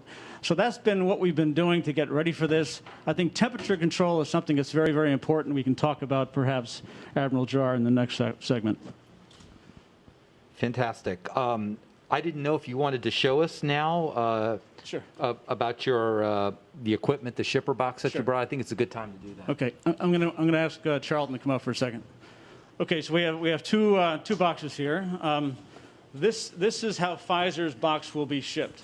Pfizer has designed this packaged exclusively for them and for the Pfizer vaccine. There's 4 components in the box. It's a thermal shipper. In the bottom, there's dry ice. In the middle, there's the payload. And on top, there's more dry ice. And on the very top of the box, you'll see, and you can show that here, is a controllant device that contracts the GPS location of this box. Plus, there's a thermal temperature probe that goes into the payload to make sure the temperature at minus 70 degrees Celsius is actually maintained throughout the journey. So this box will be ready. They'll be shipped from 2 locations, Michigan and Wisconsin. They'll come to our locations at FedEx and also at UPS in Louisville, Kentucky.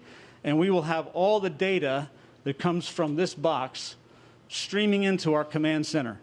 We have a 24/7 command center in Louisville, Kentucky, and all the data streaming in from that box will come into us in addition to our own tracking device, which you'll see here. This box actually went through a couple of tests recently, so you'll see there's a tag on here. Where's the tag? Over here, Wes. Sorry? Over here. On the other side? You got the wrong side. This tag here has multiple radios built into it. Every box will have one of these tags attached.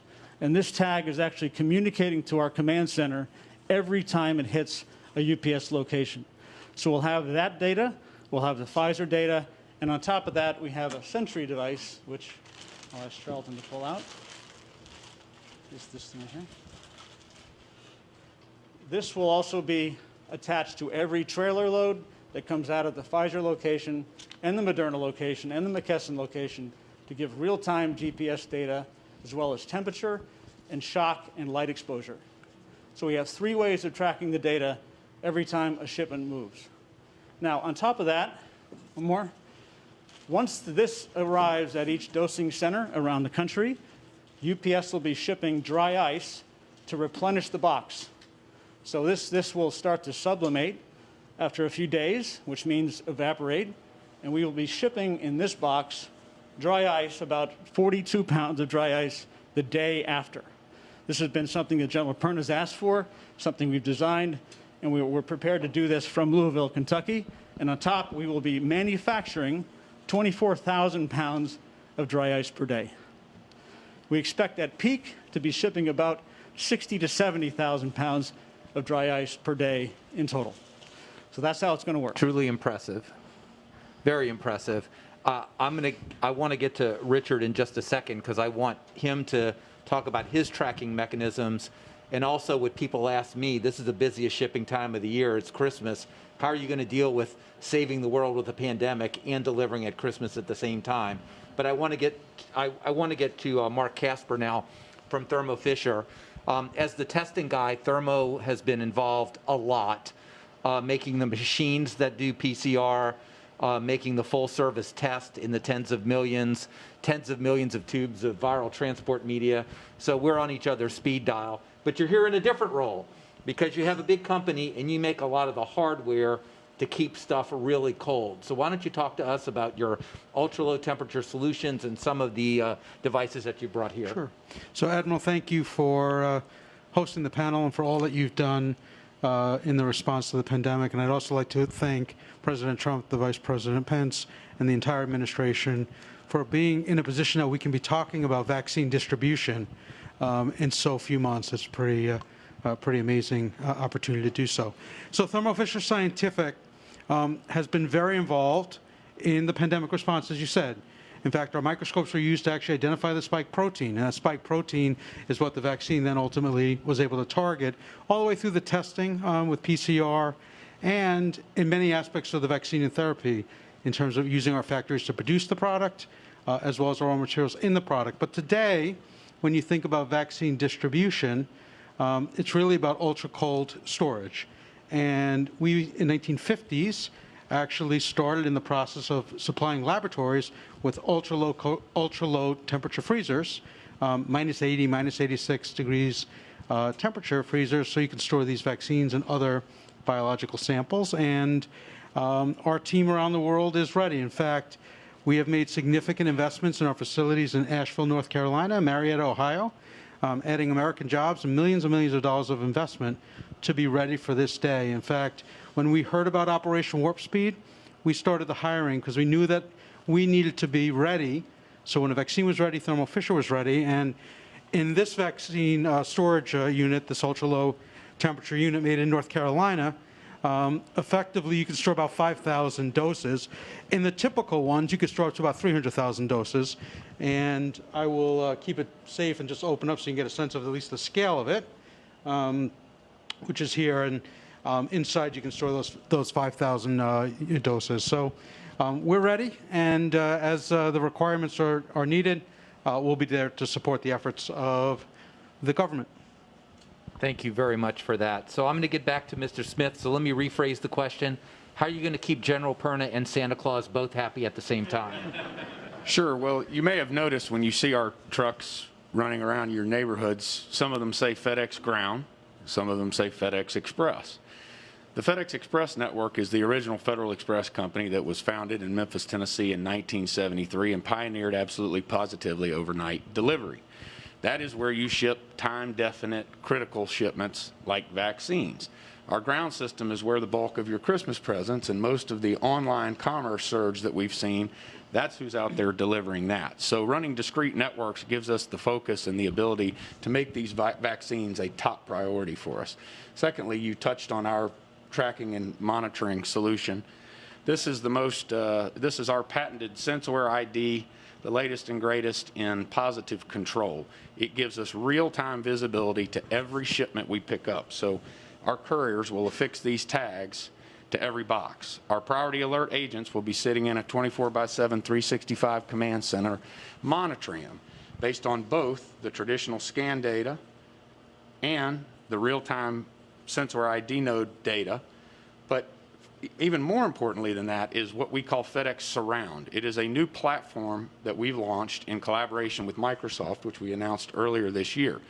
It uses all of that data that we generate every day to give us predictive analytics so that if that package is in danger of failing, they can jump into action and intercede before a failure occurs. That is a very profound leap forward, an evolutionary leap, if you will, in track and trace technology, and I think it is the future. We're very proud of it, and we're debuting it and using it in conjunction with this vaccine distribution. So I think we have time for a couple more questions. I'll just ask generally, we know this is your business, all of you, this is what you do, but did you have to do any special training for your employees, your pilots, anyone in the system to get ready for this mission? Maybe we can start with McKesson first. Yeah, sure. You know, as you mentioned, this is something that we're quite familiar with, very extensive experience in vaccines, although this is a unique environment. So I'd say a couple things. One, the Moderna vaccine, given its need to be stored and distributed at -15 and -25 range, we had to specially get equipment and specially train our employees to work and operate in that environment, because we are actually taking the doses from that bulk pallet and putting it into the packages within the freezer. So you can imagine you can only do that for a certain period of time, maybe 15, 20 minutes, you have to rotate out. But you know, other than that, the rest of the program is really, as we do, we're just doing it at a bigger scale. Fantastic. Anyone else? I'll add to that.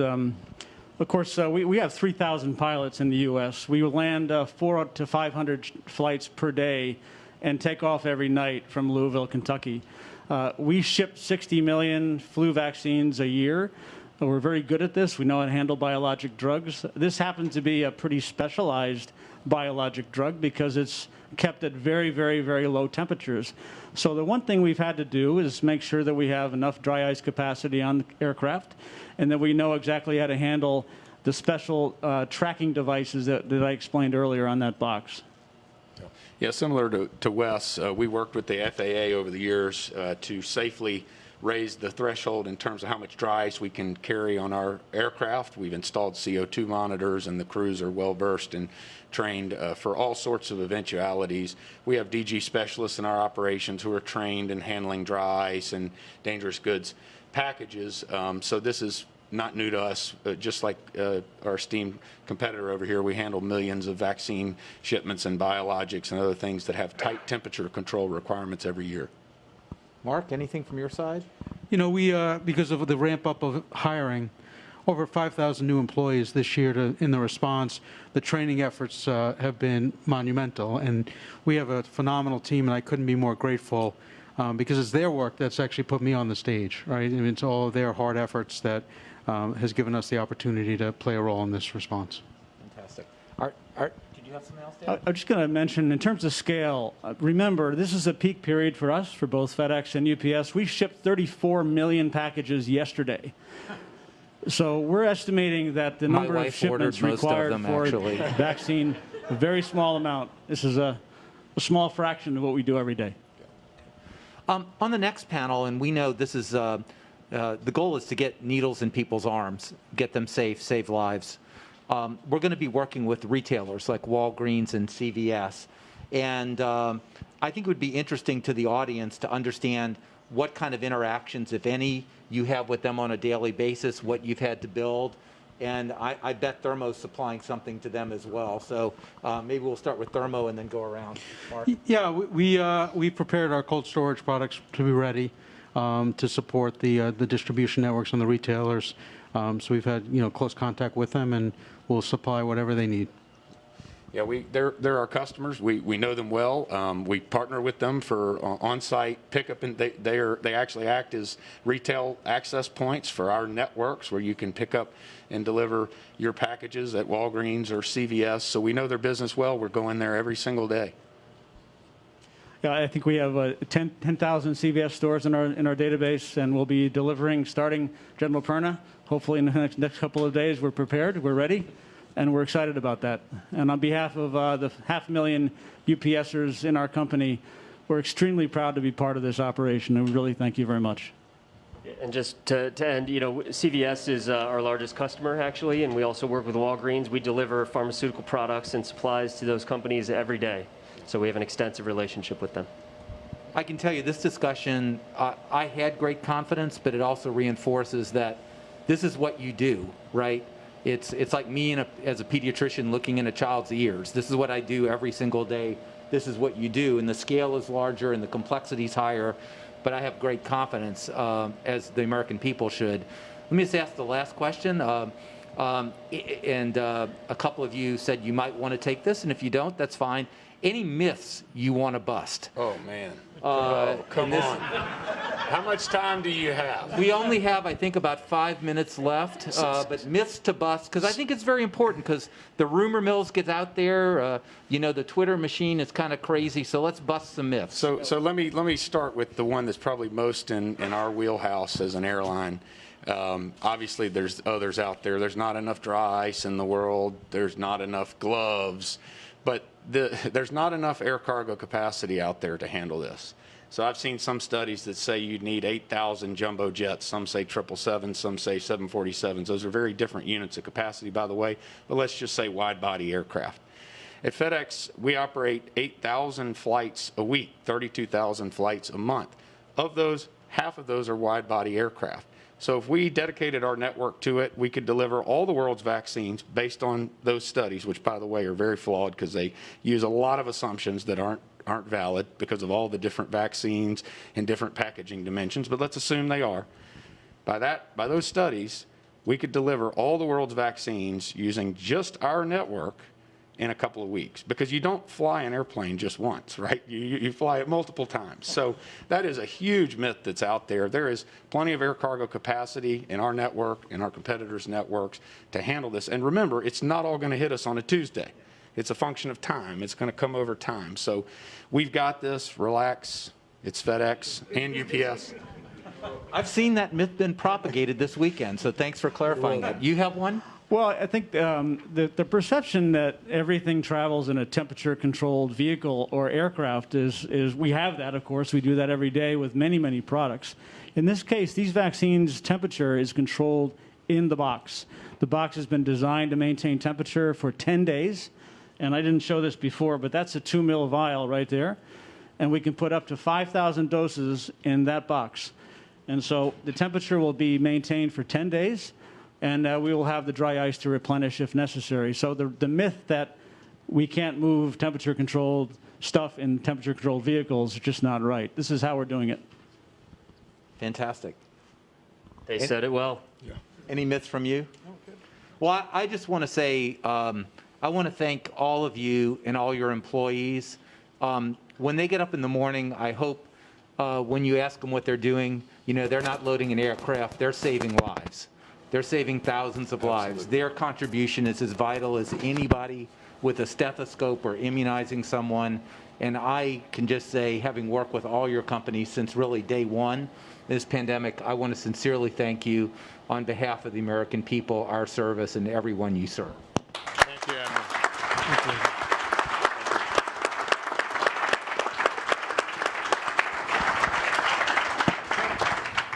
And I think we're going to have back to Mr. Mango. Okay, thank you, Admiral Gerard. Thank you, gentlemen. I think the point about we're building on a foundation. We're the beneficiaries of investment and innovation that's taken place for many decades with the best transport and package delivery companies in the world. I think you got a taste of that. It's time for a break. I learned a long time ago not to say come back in 15 minutes because everyone has a different definition of 15 minutes. So how about 4:10? We'll come back at 4:10. There are restrooms on both sides for men and for ladies. There's a couple of White House interns that will help you get to the restrooms and back. But please be back in your seat at 4:10.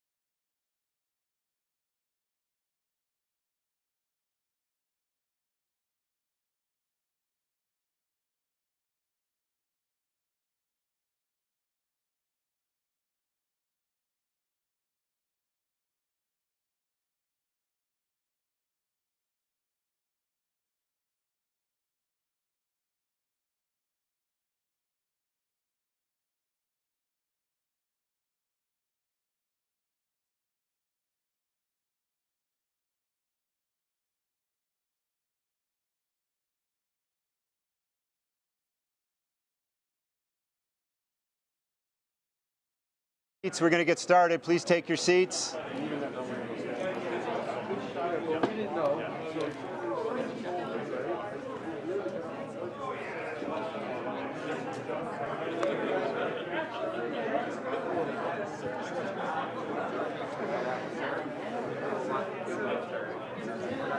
Okay, please take your seats. We're going to get started.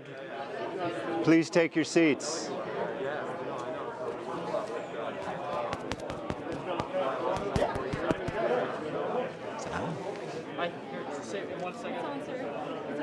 Ladies and gentlemen, please take your seats as the program will begin momentarily.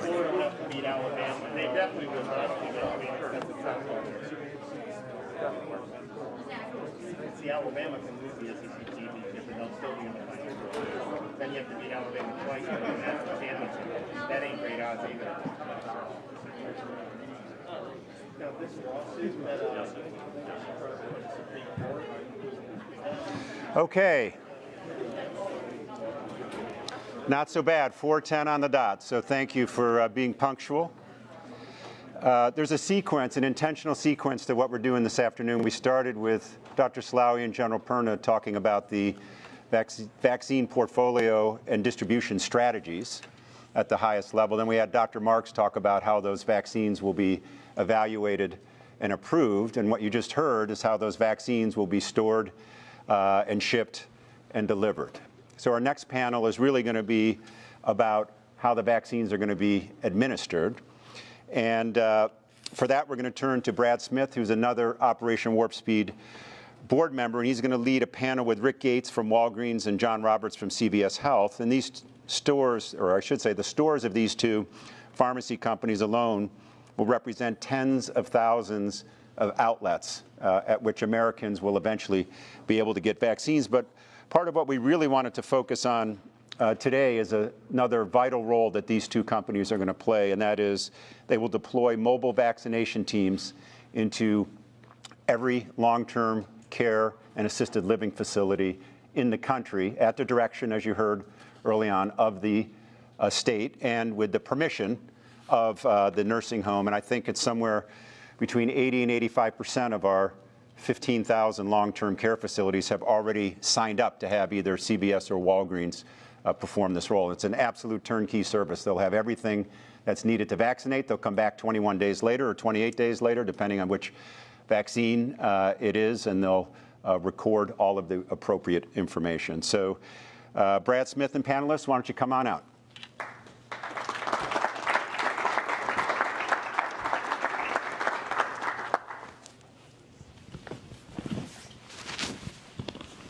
Well, thank you both for, you guys hear me okay? Oh, perfect. Well, thank you guys both for being here. We've had the pleasure of working together in a number of ways over the past 8 or 9 months, and you guys have been two incredible American companies. Everything from in March and April, just keeping your stores open so that people had a place to go and get basic goods, to everything you've done to ramp up testing, and now here talking about the vaccine that will hopefully over the next several months bring us to an end of the pandemic. So thank you for everything you guys have done. So this is Rick Gates, Senior Vice President for Pharmacy and Healthcare and the lead for the COVID-19 vaccine administration effort at Walgreens, and John Roberts, the EVP and Chief Operating Officer at CVS Health. So as Paul was mentioning, we've talked a lot today about how we're going to distribute the vaccines to the end sites. And this panel is really to talk about how, as General Perna said, we really get shots in arms. And we're going to specifically talk about 2 settings and dig in a little bit on both of them. The first is the long-term care setting, specifically nursing homes, assisted living facilities. And then we're also going to talk about the retail setting and what would it mean for the average American to get a shot, and what does that experience look like for them.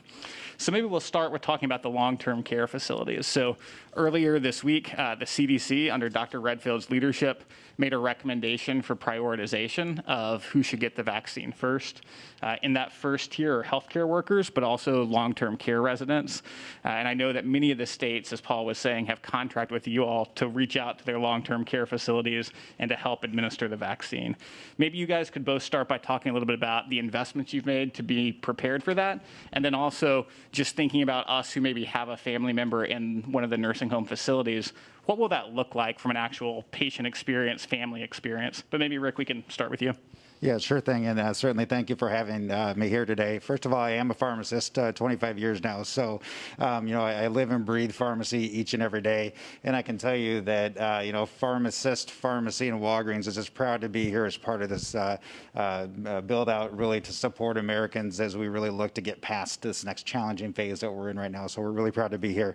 Secondly, I was a pharmacist in stores for over 8 years, and I can tell you pharmacy is embedded in the communities that we serve. So not only do we work in the communities, we actually serve in the communities and live in the communities as well. So it's really important that that's part of the nature that pharmacy really plays in that place as well. And immunizations are core to what we do. And so I think, General Perna, as you were saying, it's expertise that's there. I just want to assure everybody that immunizations and vaccinations are something that pharmacists have been doing for well over 10 years.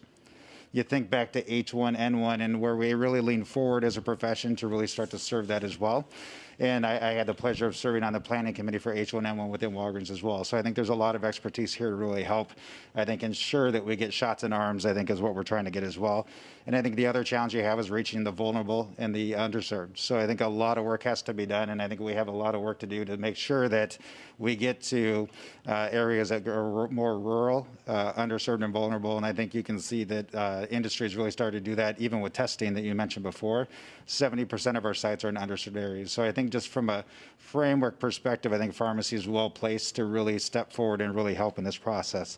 So to your question, I think that if you look at when we get vaccinations from the states, and I think that's the first part of it, we are committed within a couple of days of getting into the first long-term care facilities and ensuring that we're starting to vaccinate Americans at that point in time. And it's really critical that we have speed of pace to really start the vaccine process, and it still will take upwards of 2 to 3 months to get full vaccinations across, and I'll talk a little bit about how we're setting up the different clinics as well within long-term care facilities.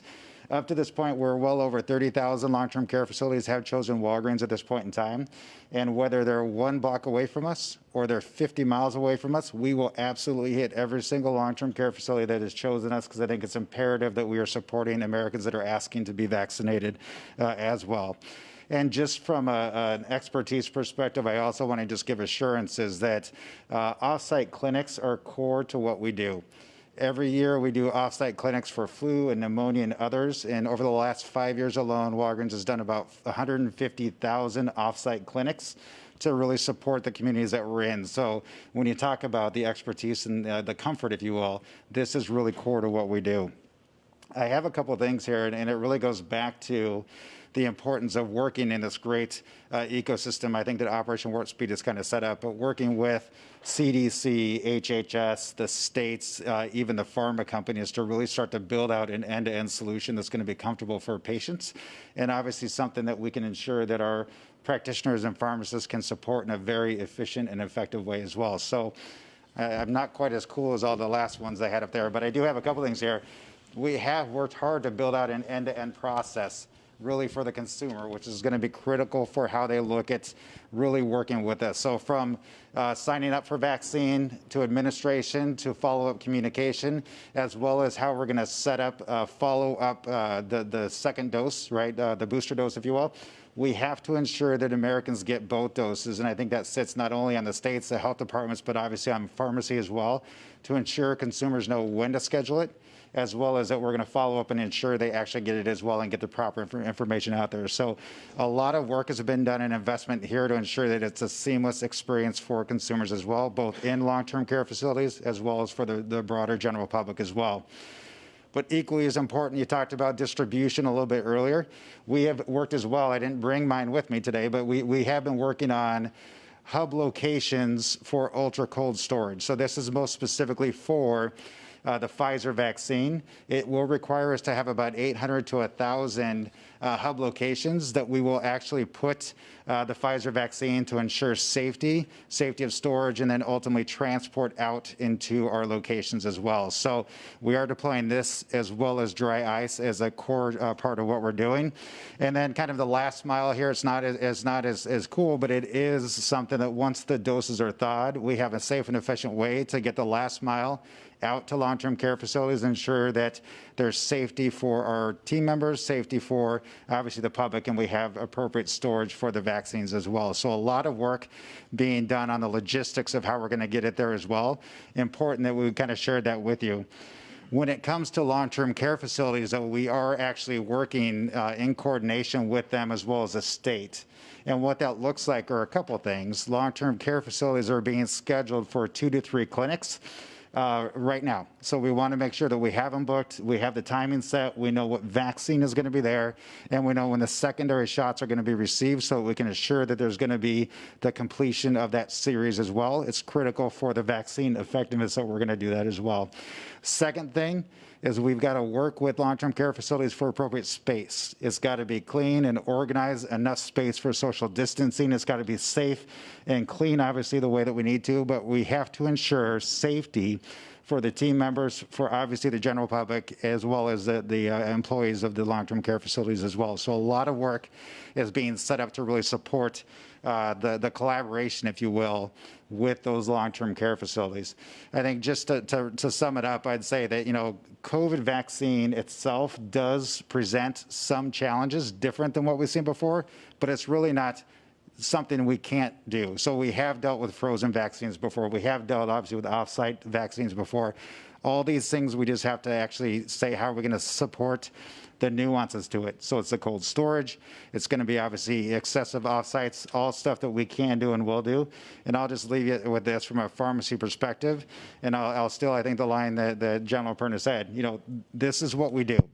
Pharmacy does this each and every day. We do over 15 to 20 million flu vaccines every day, or every year, I should say, and you don't have fanfare about that, right? So just trust that we have the infrastructure, and we are here, and we will support this process going forward. So. Thanks. And John, I know you said you've had tens of thousands of long-term care facilities reach out to you as well. Can you talk a little bit about your guys' preparation? Yeah, sure. And I'll try not to be repetitive to what Rick said, but yeah, let me just start by saying how happy we are to be working with all the partners that you're seeing at the summit today to put an end to this pandemic. It's really important that we get this country back to some sense of normalcy. And I also just want to recognize the 240,000 CVS Health employees that are very, very proud to be part of this effort. Maybe just start by saying CVS has a lot of experience in the long-term care space. So we're actually the largest pharmacy services provider to long-term care through our Omnicare pharmacy. This year alone, we've conducted 8,000 flu clinics at long-term care facilities, and we're actually supporting 1,400 long-term care facilities with regular COVID testing. So we've got a lot of experience, highly confident. We know this space very well. And you heard 15,000 long-term care facilities. That's really nursing homes. So the sickest of the sick of our seniors, the ones that need the most support. But there's a bunch of other senior facilities like assisted living facilities, group homes. And so the CDC did a great job of surveying all these facilities, and we had 44,000 facilities that selected CVS to give the vaccine, and that'll be based on the state's priorities. And we'll be putting 9,000 pharmacists, technicians, and nurses on the road that will actually go to the facilities to administer the vaccines. And we're ready to get going. So as soon as the vaccines hit, General Perna, we're ready to get going. And depending upon which vaccine gets administered, we'll be able to complete that cycle of 2 doses in 6 to 8 weeks. Pfizer is 3 weeks between dose 1 and 2, and Moderna is 4 weeks. So depending upon which vaccine, that'll determine the timeline. And we're going to be leveraging our existing technology platforms. So we do this today to coordinate, track, and report to both states and the federal government about all the vaccine activity that takes place. And then we have the capability to safely transport the vaccines from where we receive them, and you heard that on the last panel, to these facilities, maintain them at the proper temperature control, per the manufacturer's requirements. So CVS is ready, and we're ready to take care of this most vulnerable part of our population. Well, thanks for all the preparation you guys have done with the long-term care home. So let's think out to maybe February or March or maybe even April when the vaccine becomes available to the majority of Americans across the country. You know, many of them are used to going into your stores today. I think you've both committed to having the vast majority of your stores be prepared to vaccinate folks.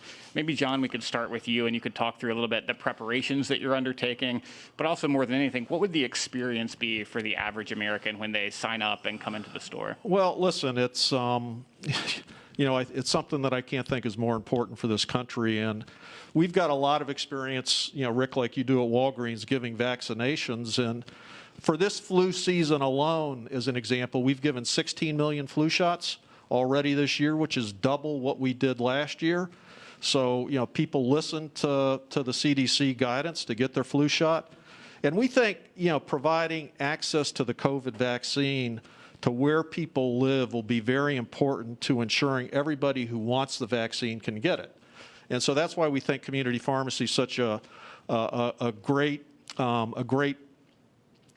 place for consumers to get the vaccine. So in our 10,000 stores, and Walgreens has something similar, we're within 10 miles of 85% of the population. So we're in the communities. It'll be easy for people to get to our stores.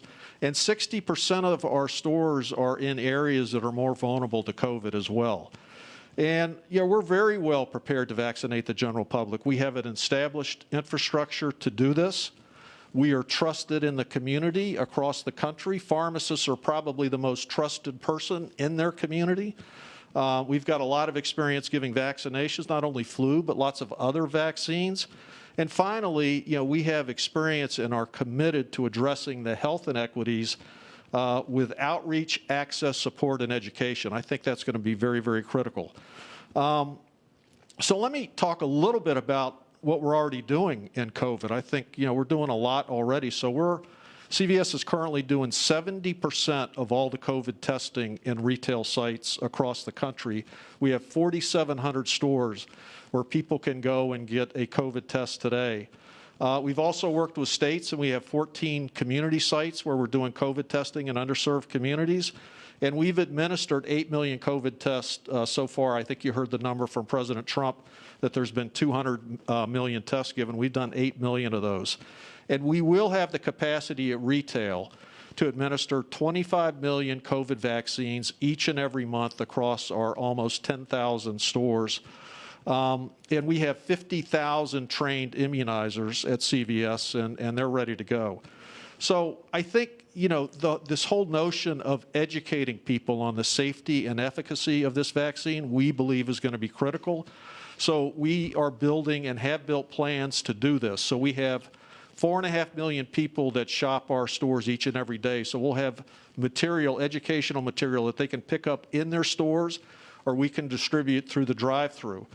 We're going to leverage our trusted healthcare colleagues to educate people in their community, in the thousands of communities across this country where they live and work. And we'll also be leveraging a lot of our existing communication channels. So think of our circulars, our .com site, cvs.com, our in-store radio, or even our IVR when people come. So we think education is going to be critical. And as we think about distributing the vaccine, we're going to build off our experience that we have with the annual flu vaccine.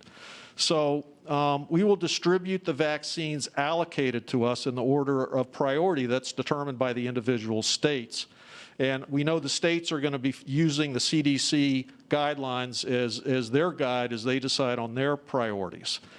We have the ability to distribute both Pfizer and Moderna at retail. So think of Pfizer as being the ultra-frozen and Moderna as being frozen. And so let me maybe just start with Moderna. So all of our stores have freezers. Moderna just needs to be stored at the regular freezer temperature. Those freezers all have temperature monitors that we can monitor to make sure that the vaccines are kept at the appropriate temperature. And so stores will be allocated vaccines based on appointments that are made, and those vaccines will be shipped directly to the stores and put into the freezers. For Pfizer, we have to do something a little bit different. So we've identified 1,100 depot stores across the country. They'll receive the Pfizer shipper that you saw earlier. You can actually keep that vaccine in that shipper for up to 15 days by replenishing the dry ice. And then it can be kept at regular refrigerated temperature for another 5 days. So think of it as these 1,100 depots will get the Pfizer vaccine, and then they'll deliver it to 9 other local stores in a way that ensures that it's correct at the right temperature and and supports the vaccinations that they have scheduled. We've also created a robust consumer experience. So, Brad, I'm finally getting to your question, to ensure it's easy to schedule a vaccination. So it's going to be very easy. A consumer will go onto our website. They'll pick a store that's convenient to them. They'll pick a date that works in their schedule, and then they'll pick a time. And so these vaccinations will be done by appointment. Now, when they make that first appointment, they're also going to make their second appointment, because getting the second dose we feel is critical, and it needs to be done within a certain time frame from when they get that first dose. So think of it as what you would do when you buy a round-trip airplane ticket. So once that appointment is made, reminders will be sent to the customer ahead of their scheduled appointments, both the first and the second. It'll either be emails or texts. In the case where somebody misses their appointment, we'll actually make a live call to them to try to get them back in to get that second dose. Patients will arrive at their CVS, and it'll be a similar experience to going into your pharmacy to get a flu shot. They'll come in at their scheduled time. They'll meet with the pharmacist or technician. They'll get their flu shot. They'll get a record card with the vaccination that they got. We'll also email them that record as well. Now, we also think that there may be patients that want to only get their second dose at CVS. So maybe they've gotten their first dose somewhere else, and for some reason they can't get back to wherever they received that first dose. So what do? We'll actually have them go to the website. We'll ask them which vaccine they received on their first dose. And only those stores that have that same vaccine will show up as options for them to choose. Now, we also know that there may be customers that don't remember what their first dose was. And so what we'll do in that case is we'll either call the provider that gave them that first dose, or we'll also have the ability to query state records and find out what that vaccine is. So, and then the last thing I would say is there's no cost to the consumer. So everyone that wants a vaccine should be able to get it. Then we're ready to go at CVS. So we think we've made a very easy, seamless experience. There's not going to be lines because everyone will be by appointment. There's a lot of follow-up to ensure they get the second dose, up to and including a phone call if they miss that appointment. And we'll be able to do 25 million vaccines a month. So we're pretty excited about being part of the solution here, Brad. That's really helpful, and I think it's great to hear about the creativity you guys have had around the Pfizer vaccine. I know one of our concerns was, will you be able to deploy the Pfizer vaccine in a retail setting? And I think when you see the innovation around the box and the storage combined with the innovation you're having around one store serving and supporting 9 others, that's really helpful to see. Great. Rick, what about on your side? Yeah, again, I don't want to repeat a lot of what you did, but I think what John really emphasizes is the fact that pharmacy is really well placed, I think, to help with vaccinating America in the general population. So I think it's really exciting when you hear about, I think, all of the different things that, whether it's CVS or Walgreens or broadly across pharmacy, is going to be doing to really ensure that great experience, a comfort level for consumers, as well as an understanding of the safety profiles. I do want to emphasize the fact that making sure that Americans understand the safety profile and why it's important to get the vaccine is going to be a key part of what pharmacy must do when it comes to the general population. So there's a lot of education we should be doing, a lot of materials working with the CDC, with the manufacturers and others that we need to get out there and educate America. So I think that's a really important part of what we're doing as we build out the infrastructures that we can to really support, the throughput that may be necessary for all of America. The only other thing I'd really emphasize here is that if you look at it, we've got to continue to improve the experience and make sure people feel comfortable with it, because even with the great numbers that we've had with the flu vaccine over the last couple of years, even between the companies like ours, there's a ton of Americans that aren't getting vaccines that should be getting vaccines. And so we've got, it's on us really to make sure that we make a safe environment. They understand the cleanliness protocols, that we have private health rooms, that there are areas that are going to be safe, and it is a professional that's doing this for them and helping them make sure that they get the subsequent dose as well. So there's a lot of education, I think, is going to be a part of what we have to do in the general population. I think that's core to what pharmacy can absolutely support.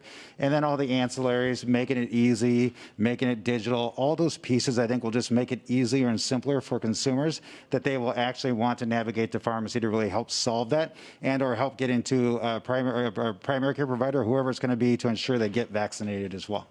That's really helpful. I know, John, you already hit on this a little bit, and Rick, you mentioned it too, but I just think it's so important. Talk a little bit more about, these are the first two vaccines, or two-dose vaccines, and obviously it's really important that folks who get the first dose get the second dose from the same company. I know, John, you already spoke to this a little bit, but Rick, maybe add a little bit more color around that. Yeah, getting the second dose is obviously it's not going to work. You won't have the effectiveness. You won't have the immunity that's necessary based off of just getting one dose. So getting the second dose is absolutely critical. So if you think about it, dose series completions are not new things that pharmacy have not done before, right? We have shingles vaccinations that require a subsequent dose. We have some pneumonia-based vaccinations where you have to get them yearly with a different type of dose. We have already processes in place to ensure that we get the second dose. And so I think that it goes back to there's expertise here. This is what we do every day, right? And vaccinations and getting second doses is core to what we do. We just have to continue to make it easier. So there's going to be a lot of work being done to make sure that we're communicating to the consumer the way that they want us to communicate to them. Is it texting? Is it a phone call? Do we want to send them a letter? It doesn't matter. We just need to make sure that they understand when their next dose is. It's automatically scheduled. And then at that point in time, follow-up calls or whatever it's going to take are necessary to get there. We are working in tandem, and I know John said it as well, with state registries and obviously with the federal registry. I know the General Perna talked about.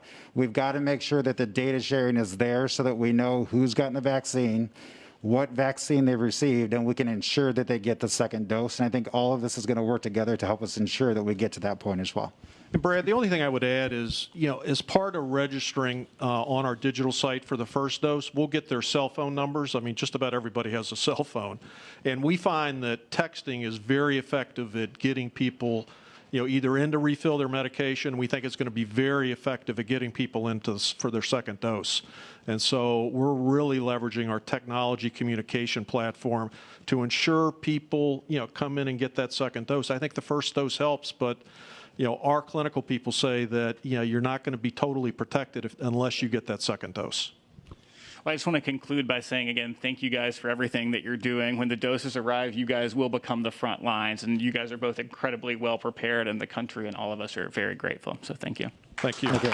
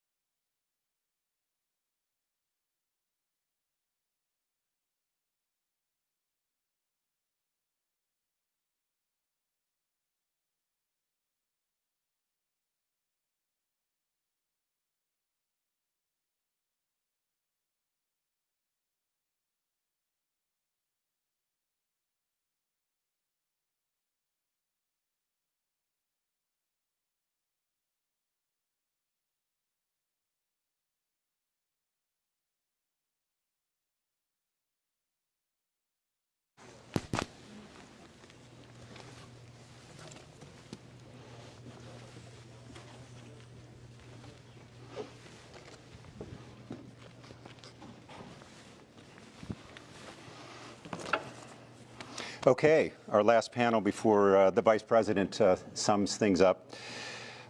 Let's thank these gentlemen, though, from CVS and Walgreens. As we said, two other incredibly trusted brands that will play such a key role in vaccinating our fellow citizens. So we're just so privileged to have them as part of this.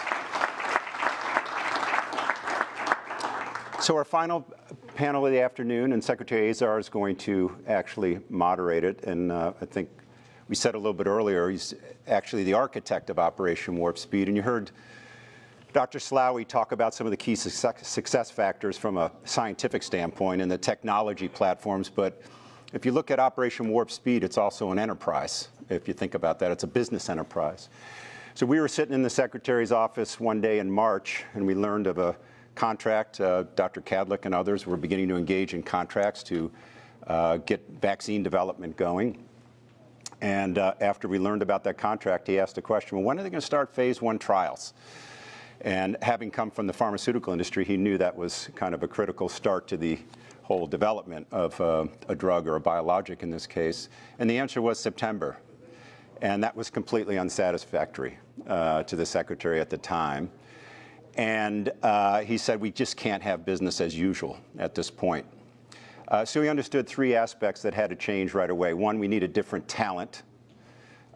He picked up the phone, some of his industry contacts. I was in his office, and he said, who's the best vaccine developer in the world? We got one answer, Moncef Slaoui. Who's the best manufacturing executive in the world? Carlo Di Natale Stefani. Both of them are core members of the team. Next day, he picks up the phone, calls Secretary Esper. I need a logistics expert. That's how we got General Perna. So it was about talent, just getting the team together that would actually do this. Second, he understood, you heard Moncef talk about manufacturing at risk. Having come from the pharmaceutical industry, he knew there weren't going to be many pharmaceutical companies that were going to manufacture 100 million doses before they understood whether they're going to get an EUA or a licensure from the FDA. So that was a big part of the design. And then lastly, we haven't talked about it today, but governance. How do we cut through the bureaucracy? How did Operation Warp Speed cut through the bureaucracy?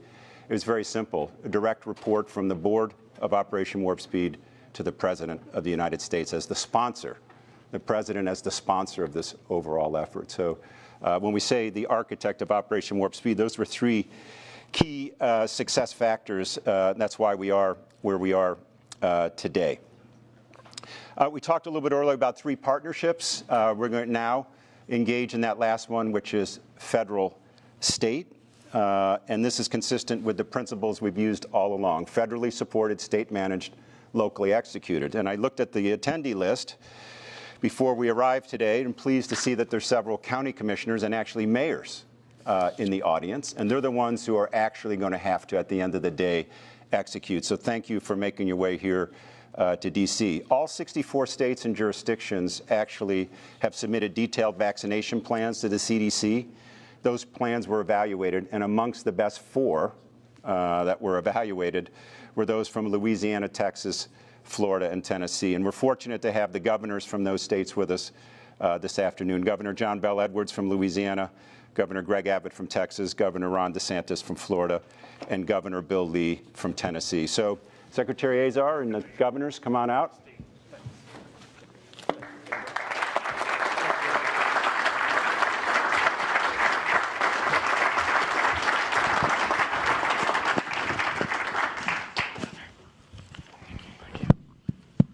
Well, Paul, thank you very much for that introduction of the governors here and for some of that history on how Operation Warp Speed got going.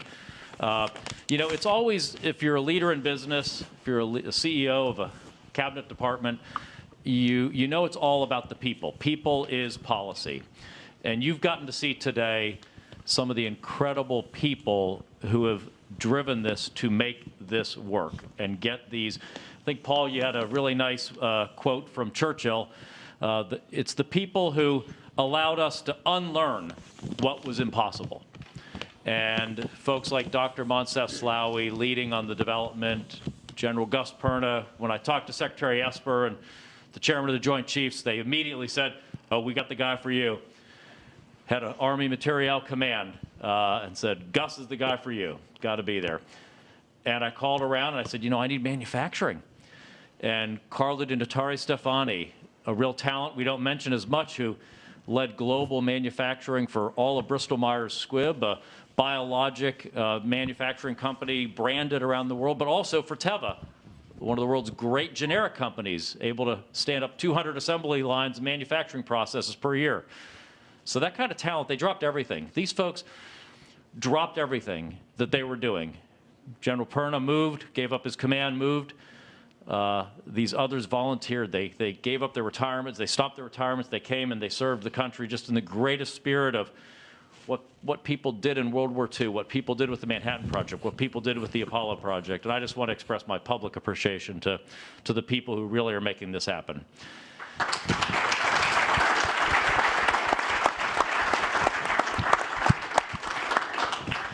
And I want to also express my appreciation to the folks on the stage with me here. You know, under the Vice President's leadership, we have had an intimate and close connection to America's governors. Almost every single week, we have had a often multi-hour video conference with our nation's governors, our territorial governors, and it's really been one of the great collaborations I've ever seen. We are over 40 at this point, I know, of the gatherings that we have already had this year. And the 4 governors on the stage here, I don't think there's been a weekly session that the Vice President hasn't called on each of you to share your learnings, your understanding, and your expertise with your fellow governors. And there's a reason for that. As we talk, as Paul said, about the 3 key partnerships that are part of Operation Warp Speed, one of them is the federal-state partnership. And just on vaccine distribution planning, these 4 governors put together some of the best vaccine distribution plans, the real models for the rest of the country. And that's why we asked Governor Edwards, Governor DeSantis, Governor Abbott, Governor Lee to be here with us. But I just want to say, beyond vaccine planning, just throughout this entire pandemic, they've been incredible partners to work with on a bipartisan basis. It's been really an honor to work with each of you. So thank you for that. Want to kick things off. As I mentioned, there's a reason we asked you, in addition to your general expertise and leadership, but it was that the CDC looked at your plans and said your plans really are exceptional. Let me ask first, Governor Abbott, do you mind sharing with us any insights about the process you used to come up with your plan? And I'll turn to the other governors real quick just to get any insight there. Sure. Well, first, thanks to you and thanks to everybody in the Trump administration for this Operation Warp Speed. It really is a feat of medical advancement. But as you know, we've been working collaboratively with you, with your team, and with the White House coronavirus team to get us prepared.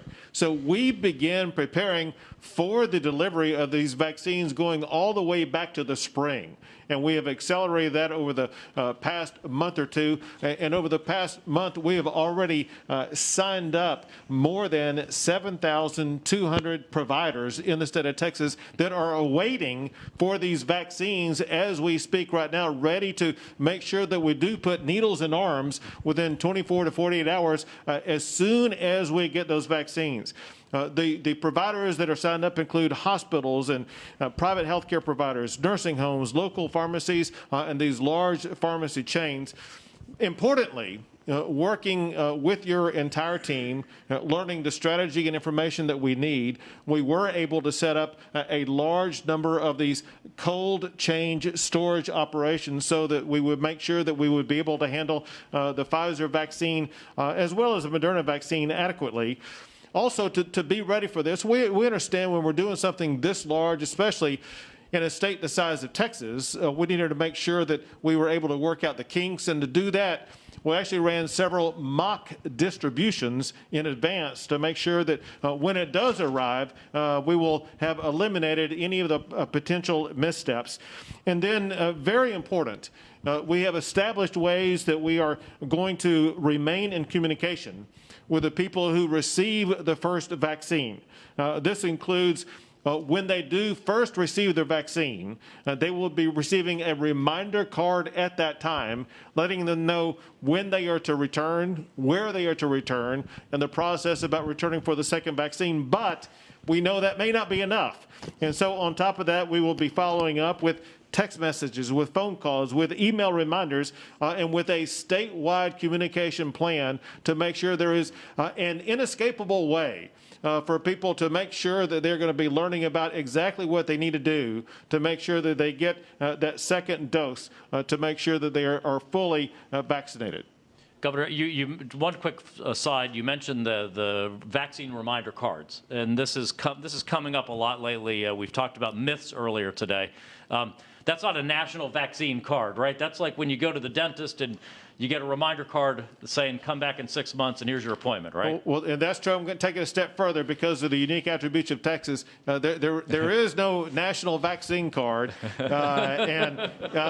not creating a national database or anything like that. But as Texans know, in the state of Texas, people cannot be required to take a vaccine. Most people want to, and there's going to be such a high demand for it that all of the supply will be used up. But I just want to make sure my fellow Texans know that we know that you are not going to be forced to take a vaccine against your will. Great. Thanks, Governor. Governor Edwards, you mind telling us a little bit about how Louisiana and you came up with your game plan? Yes, sir. So we got started in the spring as well, and I'll tell you that by June we created a vaccination action collaborative, and we have 73 members, 36 different organizations, public and private, higher education involved, and we created 4 work groups. They've been meeting every week since then. And every one of those work groups has an health equity interest that has been attached to it. The National Guard has been attached to it. And they've been working nonstop because we want to make sure that we have a way to do this that is equitable, but also we want to be organized in the way that we receive and distribute and actually administer these vaccines. And so we've involved LSU. They have the National Center for Biomedical Research and Training. They've run 2 tabletop exercises for us. Each one has been instructive because we realized we had some gaps that we needed to fill. We similarly had some distribution exercises to make sure that the hospitals, for example, would know what to expect, and hopefully in the next number of days they're going to actually be going through that. We've got a memorandum of agreement. The public-private partnerships are done at the state level too. So we have an exceptional pharmaceutical wholesaler in Louisiana's Shreveport area. We have a memorandum of agreement with them, and we've identified in advance all of these issues that we expect to have. And just like we've heard from Walgreens and CVS and UPS and FedEx and McKesson, states, we've been in the business of doing this for a long time too. So it's not anything new. It's just at a scale that we don't typically have to do it at, right? And so we have some really good professionals in the Office of Public Health in Louisiana working across the state with all these different groups. And we want to promote the confidence of the people of Louisiana that this is going to be a safe and effective vaccination that they're going to want to have. And so you've got to have a good plan in order to, I think, foster that confidence. Thank you, Governor. Governor DeSantis? Yeah, sure. Well, first of all, this is, I would always tell my folks, we hope we get a vaccine, but you should definitely not count on it because it's ambitious. It hasn't happened before. So the fact that it is, that's a great testament to Operation Warp Speed and all the work that so many people have done. So we couldn't, as soon as the Pfizer news came out, I flew up and met with you at Warp Speed, and I told my folks, we already been planning for it, but I was like, we got a better sense of the timeline. Let's make sure that we're leading from the front. We really wanted to embrace this. I know other governors have said this may not be good. We view it as a good thing, not forced for anybody, but offered to all. And we basically did our vaccine plan to flow out of our normal mitigation plan in terms of we focused on protecting vulnerable populations, whether it's in nursing homes or the broader senior population.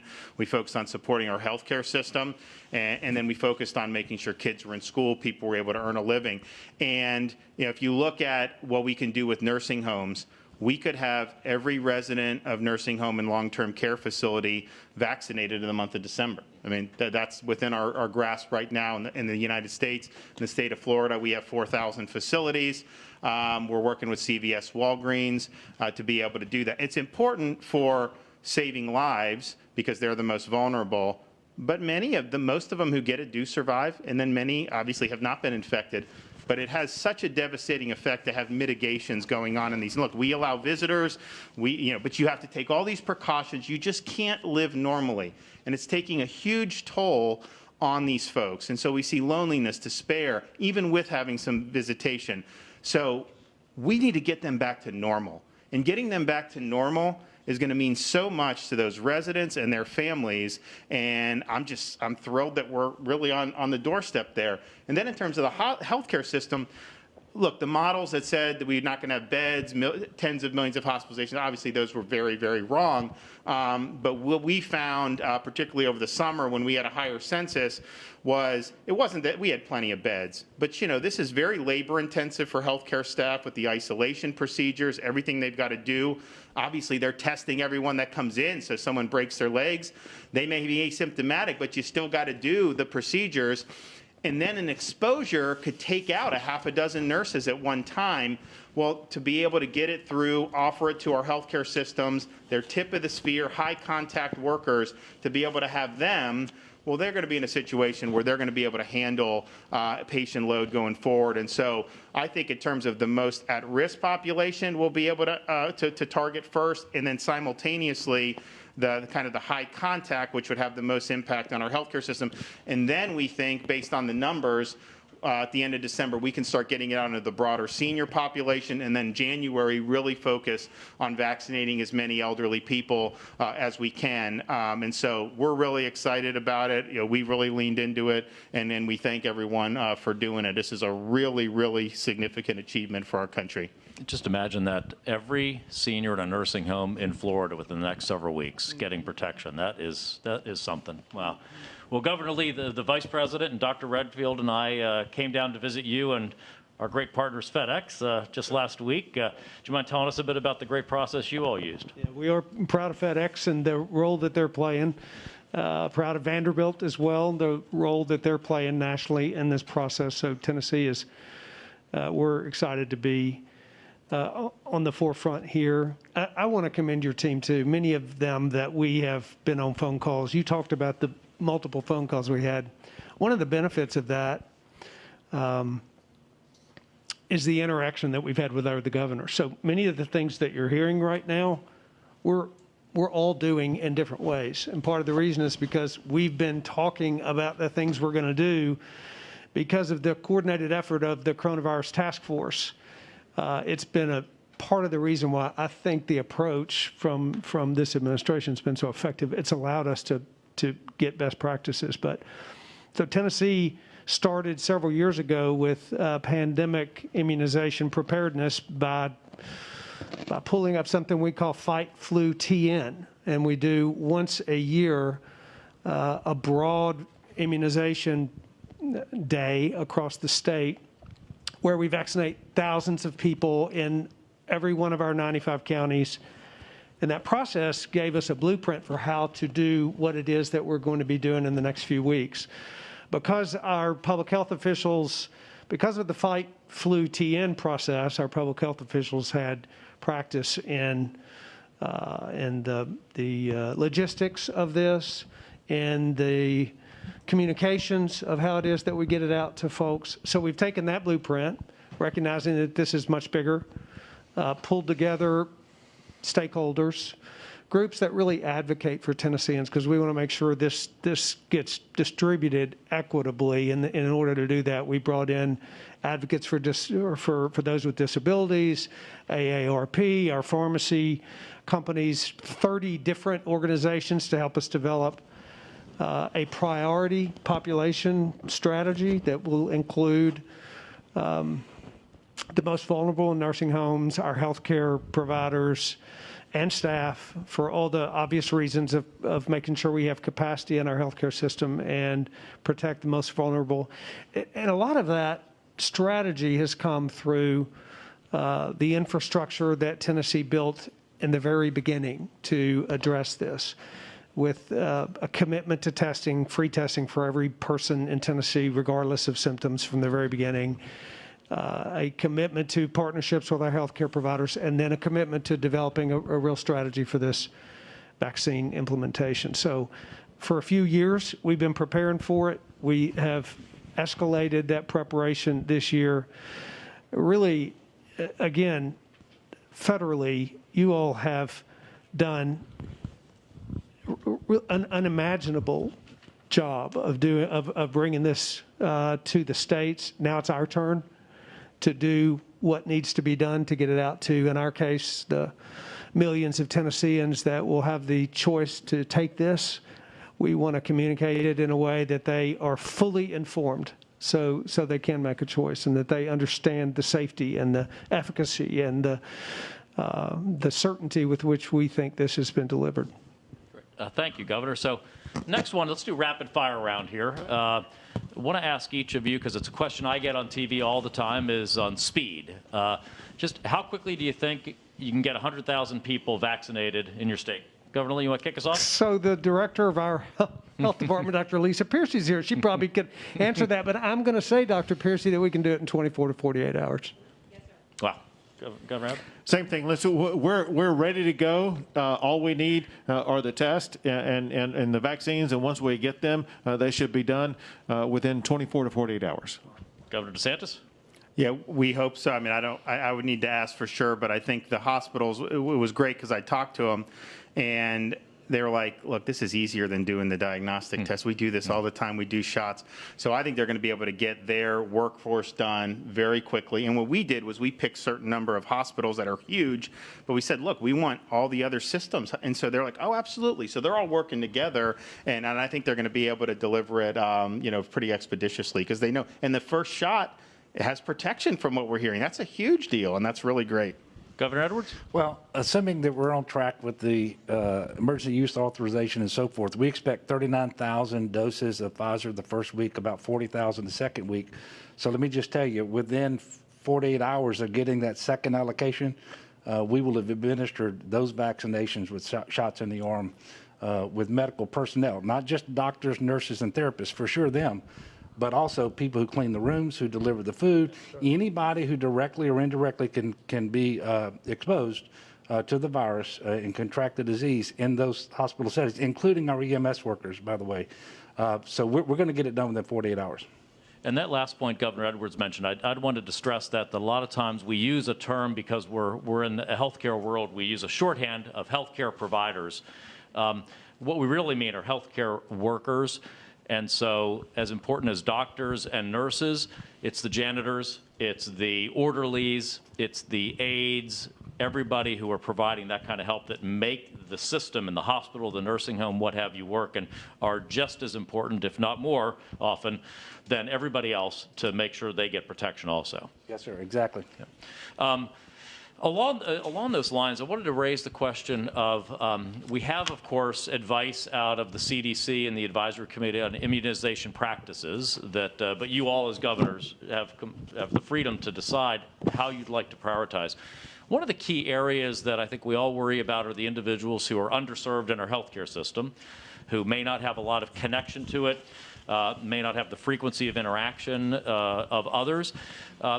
As you've been thinking about your vaccine distribution plans, maybe Governor Edwards, if you might kick us off here, how are you thinking about reaching the more underserved in our community who, in many instances, have borne a very disproportionate burden of severe consequence from this pandemic?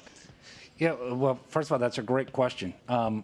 And we realized in April, by the way, that although African Americans are about 32% of our state's population, at that time 70% of COVID deaths were among African Americans.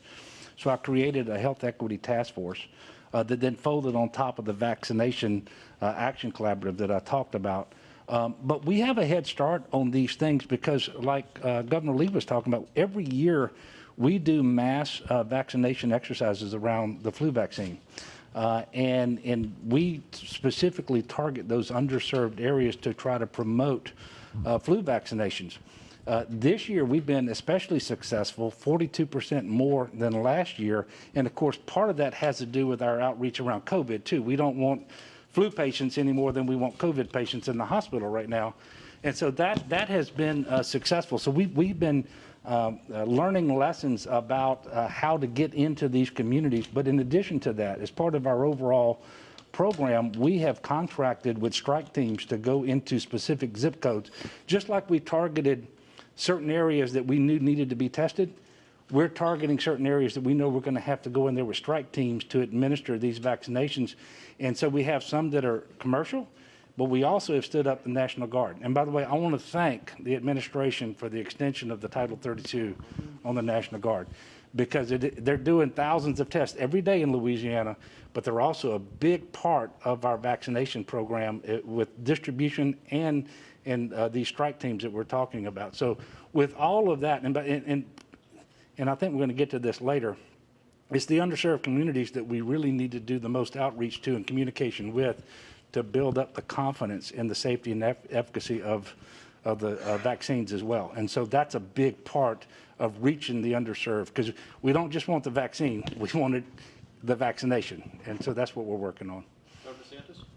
Yeah, I think communication is important, and I know a lot of our hospitals are already planning on doing a lot of very robust outreach, but this was the first vaccine that's really been politicized, unfortunately. I mean, you guys remember the campaign, and that's going to be something that people are going to have to deal with, and we obviously want to deal with it. I think the fact that we're not threatening to mandate it helps, because we say, look, we think it's important, but obviously you make the decision. But and then I also think just some of the bad messaging that's come out over the course of this, quite frankly, is problematic. I mean, when people are doing some of these shutdowns that are totally unscientific about this type of activity, or being on a playground, or schools can't be open, then I think people look at that. So I hope we can kind of get on the same page here, take the politics out of it, be very consistent, be evidence-based on it, and I think people will respond positively.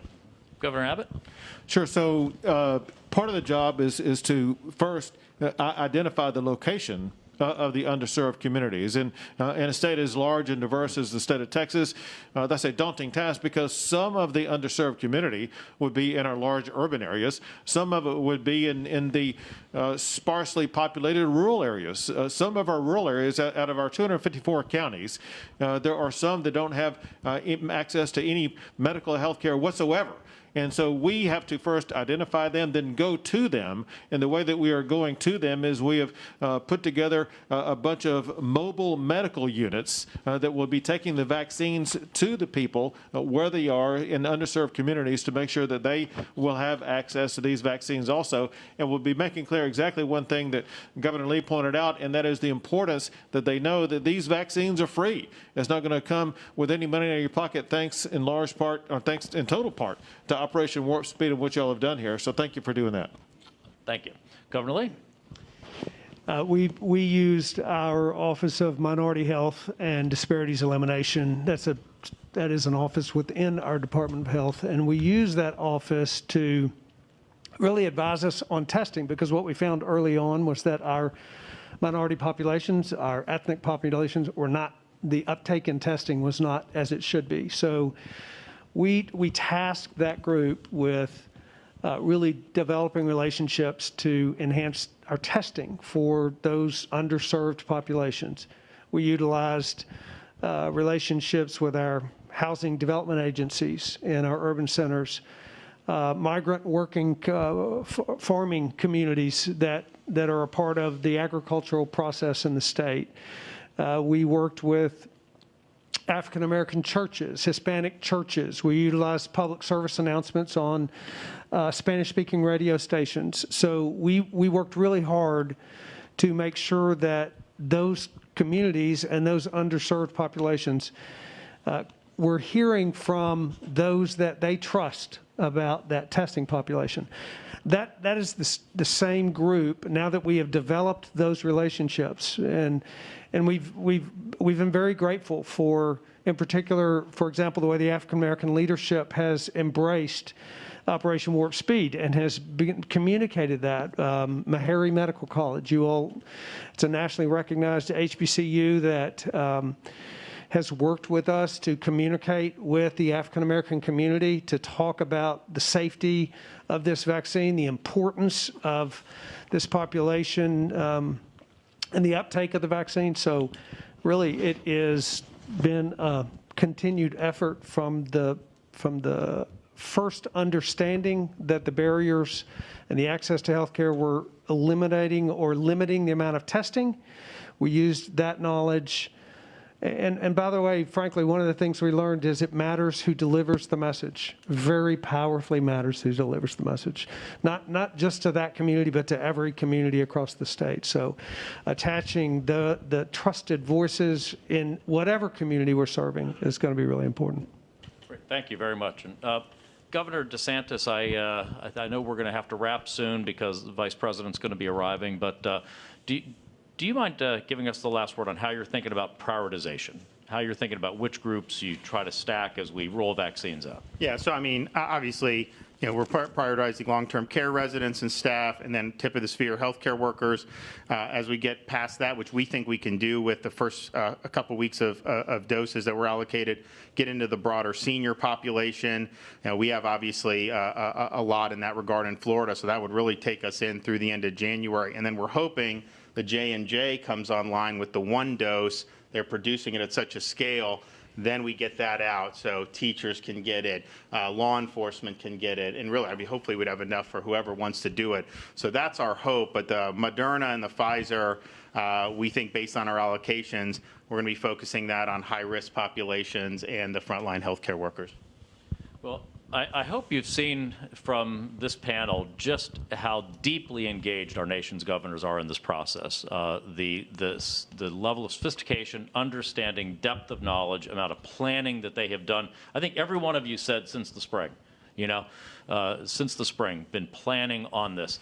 And these 4 governors, while some of the great governors, are representative of our nation's governors and the work that's going on in every state and territory. So we really appreciate their work and their partnership throughout this pandemic.